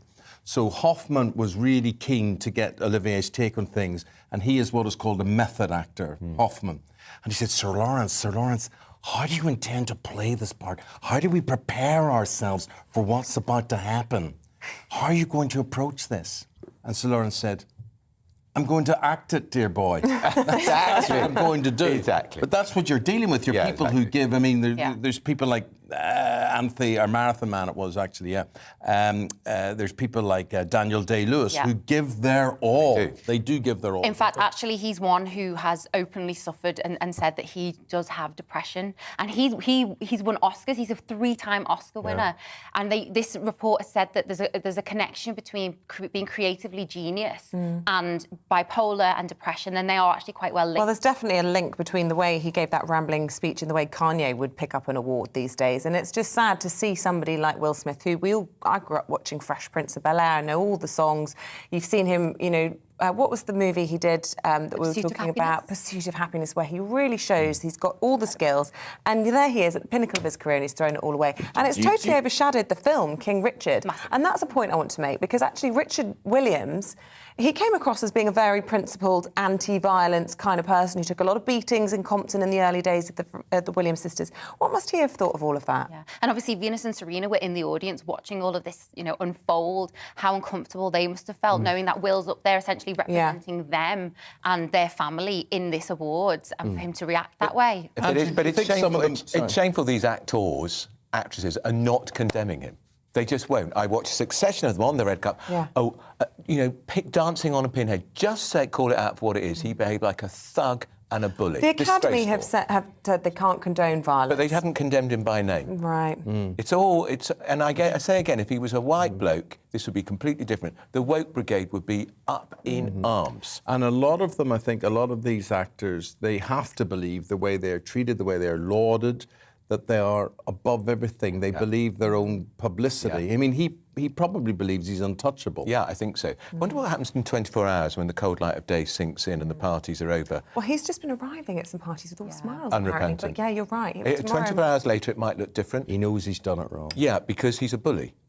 He's a bully and he's a thug. And that could have been quite tricky. I would have taken his head off. It would have been very difficult for me not to. I think the thing is or need him in the bits. Yes. I think the thing as well is it was quite clear he was going to win Best Actor. Yeah. We knew that was going to happen. So you were always going to have an opportunity to go on the mic and give a say back. So why not use that moment to say, and actually, I just want to do a shout out. Yeah, it wasn't funny. Alopecia is something serious. Don't make fun of people who have it, that type of thing. But what's he going to say about his wife, who's an accomplished actress in her own right? Why can't she defend herself? Yeah, as a feminist, stupid, she's a big... lumbering, great, thick husband to go and do it for Also, what about the point of a comedian is to be provocative, is to be funny, is to be edgy. Ricky Gervais says terrible things. He would have survived one of his... I mean, I rewatched his 7-minute opening gambit to his last one. Have you seen that recently? Brilliant. If you haven't watched it recently, I really recommend go and find it on YouTube and watch it. It's his last ever Oscars, and there's a 7-minute monologue at the top. And he goes, "It's the last one, nobody, I don't care." And he insulted every single person.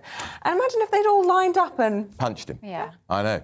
Incredible. You've got to be able to laugh at people. Yeah. I'd love to know Ricky Gervais's take on this, what he would have thought or what he would have done with all What do you think of Simon Hoare's taken all of this out of interest? This is the Conservative MP. That will be taken down, that tweet, very quickly, because you can't have a legislator in the British Parliament say, oh, it's OK to go and punch someone in the face because they make a bad taste joke. That's all it was. Yeah. Bad taste joke. Does not require a punch. Yeah. And it was a pretty severe punch too. It's an assault. I mean, yeah, it is definitely. If it had have happened in a pub, there would have been no argument about it. He would have been done for a fray. Yeah, and the police would be involved. Yeah. And of course they're not. Ellie, thank you very much indeed for that, taking throughout everything you've done for us this morning. Yeah, thank you. You've been on an all-nighter, haven't you? So well done. Go and have a well-earned rest. You're doing very well on it. You look great. Yeah. Great, thanks. Well, we're going to keep you prisoner, Andrew, and we're going to talk to you about a few more of the big stories of the day. Now, look, none of the papers running the Oscars, because, of course, that happened very early hours this morning, but what all the tabloids are running, every single one, is, and including your paper, all about Prince William and Kate's tour of the Caribbean. Now, lots of people praising Prince William for the way he's handled it, but it has been the most awkward tour that they've done. It looked very out of date. We talked about this last week when it was the embarrassing dancing with the big old blimmin'... No, you just towing the Daily Mail line on this. No, but he's quite right to say, actually, he shouldn't automatically assume he's going to be head of the Commonwealth one day. Most of the countries in the Commonwealth are African, so probably the head of the Commonwealth ought to have a black face, probably. The Queen wants Charles to take over, that's right. But, I mean, the image of the photograph of them putting their hand through that wire just looked terrible. But equally, if they'd stood back and ignored the people, it would have looked terrible. So did they make the right call? I'm not sure. Well, whoever was planning the trip shouldn't have had, like, fans almost behind in a cage. I know, yeah, exactly. That was just going to look racially insensitive, whichever way. It was a nightmare for them. And they thought it was very clever to put them in the Jeep the Queen was in 50-odd years ago. That did look very colonial, like really. Fancy dress, I know, and the fancy dress. Look, I'm a big fan. I love William and Kate, and they're going to be great. And the monarchy is not in trouble. It's not dire for the monarchy. They'll learn from this. They screwed up a bit, and they'll get it right. Do you think... Look, they've come out of this fine, luckily, because they are the golden couple. But do you think some heads need to roll behind the scenes? They've got to get this... They should have worked out, for instance, that the Jamaican Prime Minister, I thought, was incredibly rude to them in public, saying, I'm going to get rid of your mother. He invited them to Jamaica, and then he's rude to them. But they should have been prepared, because he's a well-known Republican, and he's controversial, and he was playing to his voters, as opposed to being respectful to distinguished visitors. But they should have just been a few better... Wives Ahead should have been on that trip. Apparently, they took a very accomplished underwater photographer, so they got those great images of the shark swimming with the sharks. It's the sharks on the land you've got to watch. And that's why you need a wise old media handler. Let's talk about Rishi Sunak on the front of the papers. And basically, a backlash from the budget that happened or didn't happen, or whether it was a statement, a budget, whatever it is a PR disaster for him, wasn't it? He called it completely wrong. He thought cutting 5p off people's petrol was an event to celebrate. He goes and fills the car up with petrol. Turns out it's not his car, because, of course, he's got a huge chauffeur-driven car because he's Chancellor, and he didn't know how to use a little card because he's not a man of the people. And it didn't help people to cope with the fuel crisis and the cost of living crisis. It wasn't enough. And the penny in the pound income tax cut, maybe next year, the year after, what was that about when he's putting up our national insurance? That national insurance right should have been cancelled, period. Tory chancellors should not be taxing people more at a time of the worst cost of living crisis since the 1970s. What's the answer then? Because he's not going to U-turn on that. Do you think before May elections we're going to see this council tax tweak? Maybe, but I think what happens is a budget... Don't forget the budget is in November, and he's held a lot of money back, by which time the cap will have been lifted again on fuel, so fuel will have gone through the roof again. There'll be a lot more money then, but he might have to do something before. I think he's in political trouble. 6 months ago, he was the heir apparent. The anointed one. The anointed one. Now, he's struggling big time. His ratings have plummeted. Liz Truss, she's chuckling, the Foreign Secretary, because it's all rivalry. But it was so avoidable. It was. Yeah. It was. OK. Andrew, we'll continue to talk just as we bring everybody up to date with the headlines with the time at 14 minutes past 9. The organisers of the Oscars say they do not condone violence of any form after an altercation between Will Smith and Chris Rock. The Best Actor winner hit the comedian who'd made a joke about Will Smith's wife, Jada Pinkett Smith. Ukraine is to hold talks with Russia in Turkey today. The Turkish president has called for a ceasefire and better humanitarian conditions after a phone call with President Putin. Ukrainian officials are warning that Russia wants to split the country in two by uniting occupied territories in the East. The Duke of Cambridge has acknowledged that he may not lead the Commonwealth. Prince William's comments come after a difficult tour of the Caribbean, which started with protesters calling for the royal family to pay reparations for slavery.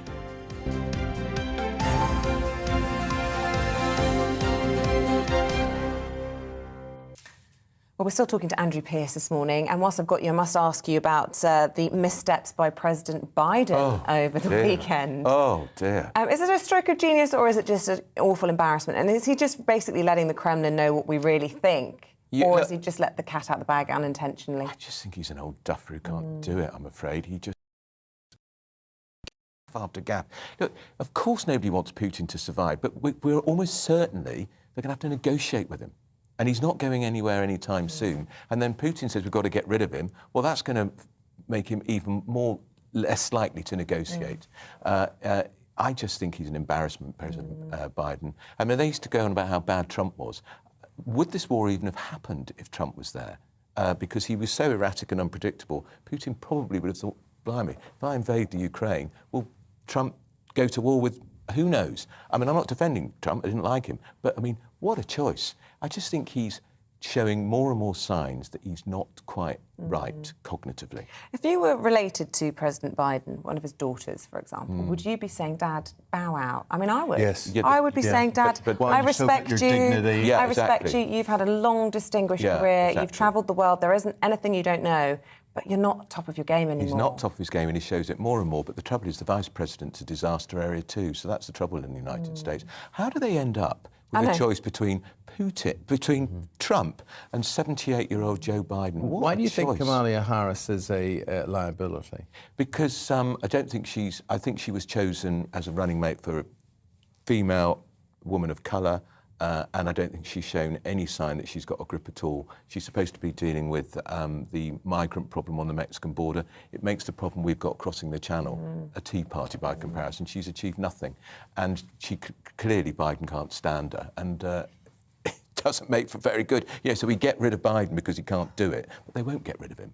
Yeah, but all of this just plays into the hands of Trump running again in 24. Yeah, look, remember in that State of the Union speech, he called the Ukrainians Iranians. It was humiliating. I know, it's laughable if it wasn't. I know. And this, I shouldn't laugh because, I mean, I respect him.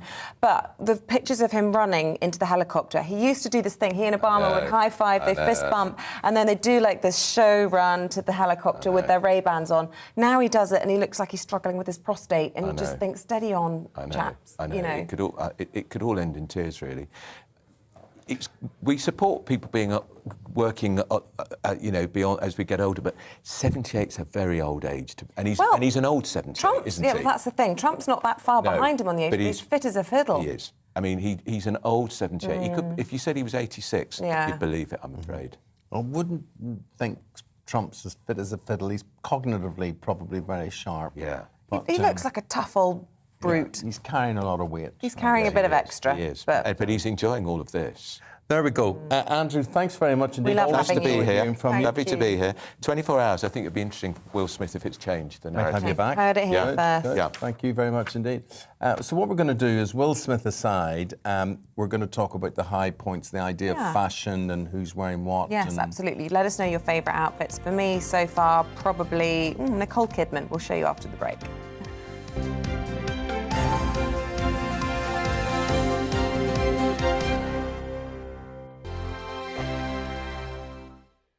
GB News is the UK's home of discussion and debate from all perspectives. To stay up to date on the latest stories, make sure that you subscribe to the GB News channel right here on YouTube. You can watch us live 24/7 across the whole world. You can also check out exclusive content and catch up on previous episodes of your favourite shows. Every day, we ask the questions that you'd ask, so why not add your voice to the conversation in the comments section? Don't forget to subscribe. We are GB News, Britain's news channel. Every night at 11 on GB News, we bring you the next day's stories the day before. It's basically like time travel. If it's a big story, we'll cover it, guaranteed. But we'll also have some fun along the way. Big opinions, big laughs. Sometimes big hair. This is Headliners, the paper review show that won't send you to sleep like the others will. 11 p.m, 7 nights a week. Join us.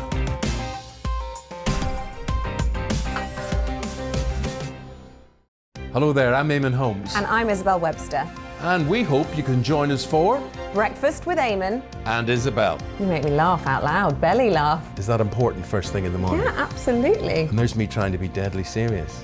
News is a serious business. Yeah, I have to rein you in sometimes. Well, it doesn't stop us laughing at it. It doesn't stop us having an opinion on what's going on. Yeah. And it certainly will not stop us reflecting what you think. Weekdays from 6 to 9:30 on GB News.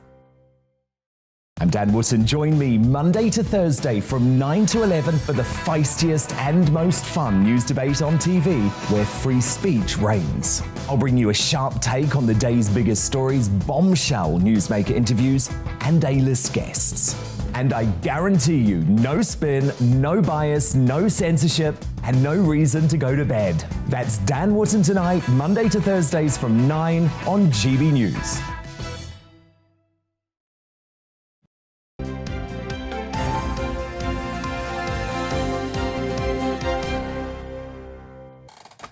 The 94th Annual Academy Awards took place in Los Angeles last night. It was the red carpet back in full swing, and to take us through all the best outfits and the eye-watering looks, fashion expert and stylist Emma Smith joins us now in the studio. What did you think overall? I was literally just saying before we've come on air, we've had a 2-year hiatus, and the Oscars, you know, is... Everyone worldwide always tunes into the Oscars. If you want proper, you know, glitz and glamour, that's the place that you go to. I just felt a little bit underwhelmed. I don't know if I was expecting a little bit too much, but there were a few looks, and we saw some, you know, the classic sparkles and some sort of over-the-top silhouettes. But overall, I wasn't blown away, I'll be honest. OK, well, one person who absolutely nailed it was Best Actress winner, Jessica Chastain. Yes. She won for her role in Tammy Faye, and she wore this incredible dress that kind of blended into her hair. Yeah. Which was very clever. She looked lovely. It was a Gucci dress, and it just, like you say, this two-toned dress. We've got the bronze and the lavender. But for me, it was that real classic glamour. That's kind of what I expect from the Oscars on the red carpet. And she that was perfection. She nailed it. Yeah. Well done. The lady who turned out to be centre of attention, unexpectedly, Jada Pinkett Smith. Yes. Of course, attracting attention for her hair. She suffers from alopecia, so this wasn't a deliberate look. Let's see what she was wearing. Oh, back view. It's short at the front, wasn't it? And a sort of big, deep V. And she looked stunning. Did you liked the look? I actually had only seen her sitting down previously, but I thought she looked stunning. It was a trouser suit when she was sitting down. I thought she looked beautiful. So that was kind of, and I hate saying this, on my worst dressed list, because I thought the colour was... Oh, don't say that, her husband will hit you. Oh, yeah, I have to be careful. I thought the colour was incredible on her. I just think she's a very petite lady, and I just think that those cascading was a little bit too much. It kind of just drowned her a little bit. Yeah. So, maybe if there could have been a variation on that, I think it should have worked perfectly. Seeing that trail there, I was at a wedding on Saturday, and I was walking around behind the bride. Oh no, you didn't step on it. Oh, people like you drove me crazy at my wedding. Yeah. Oh, sorry, just stepped on your most expensive thing you've ever worn. Stepped on it. Zendaya dates Tom Holland, who either is or was Spider-Man. Is. Yeah, is. OK, let's have a look. Daughter's a huge fan of Tom Holland. Oh, she did look lovely. I think she looked lovely. So what you have to remember, she's very young still. Is that a bare midriff? It is a bare midriff. There was a lot of skin on show last night.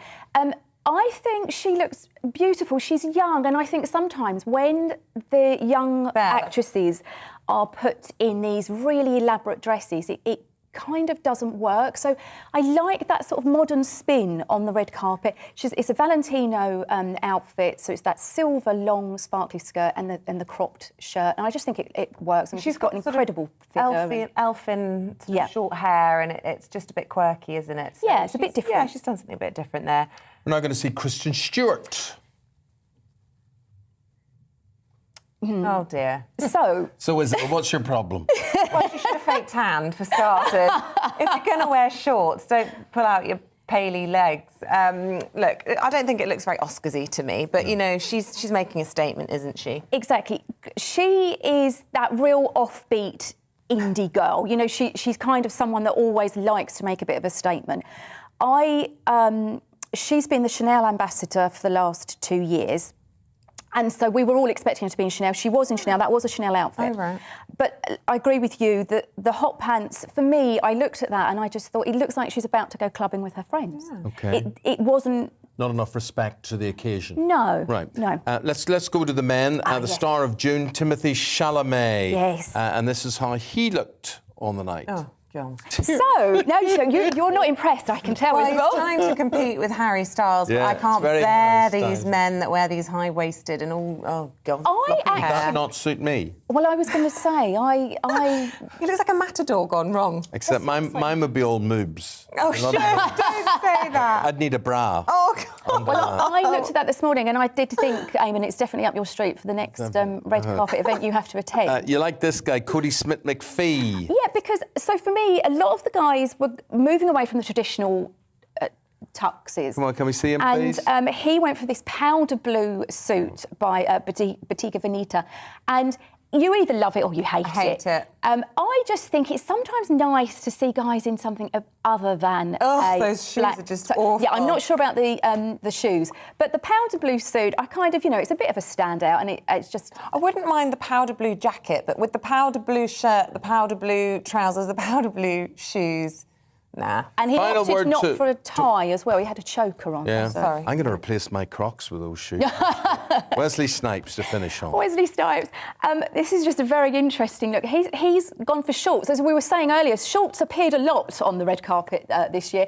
They're like these medieval style maroon satin Like shorts. he's going to a boxing match. Yeah, it's a very interesting look. I love the colour, actually. I think the colour works on him. I think it's incredible. Yeah.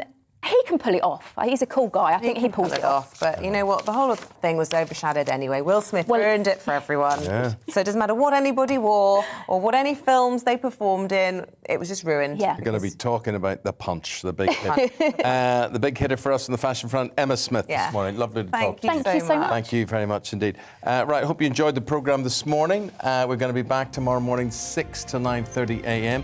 Thank you for watching, and thank you to all our new viewers and listeners for making our audience grow. We really appreciate it. Tom Harwood is up next. He has the briefing and all the reaction as well to the Conservative MP who's tweeted his support for Will Smith. Stay tuned. Looking ahead to today's weather, and the UK is looking quite foggy in places at first, though those skies will brighten and most areas will stay dry. It'll be a great end to the morning across the south and west of England. There'll be a fair amount of high cloud around, but with some warm, bright and sunny spells. A similar picture is likely across the southeast too. There's going to be some high cloud that will make the sun rather hazy, but it will stay dry luckily with some light winds. The dry and bright weather will also be extending into South Wales, although it will luckily be a little bit sunnier for the northern parts of the country, which will see some beautiful skies. Across in the Midlands, there'll be a north-south split too, some bright spells in the south and some more cloudy areas further in the north. More extensive cloud is also likely as we head into the northeast of England. The cloud will possibly thicken at times today to give some showers for Newcastle as well as Sunderland, one or two of which could be quite heavy. Meanwhile, much of Scotland will have sunnier weather. Parts of the east coast could be a little misty though, and patchy cloud in the far south could give an occasional shower. Some showers will also be possible across in the east of Northern Ireland, but most of the province will be bathed in sunshine. With light winds, it should feel quite pleasant out there. The showers will continue to affect central areas during the afternoon and evening, and later on they'll also develop across southern England. And that's how the weather is shaping up today. Tonight on GB News. At 6, it's Dubes & Co. 7 o'clock, Farage. At 8, join Mark Stein. And at 9, Dan Wootton Tonight, followed by Headliners.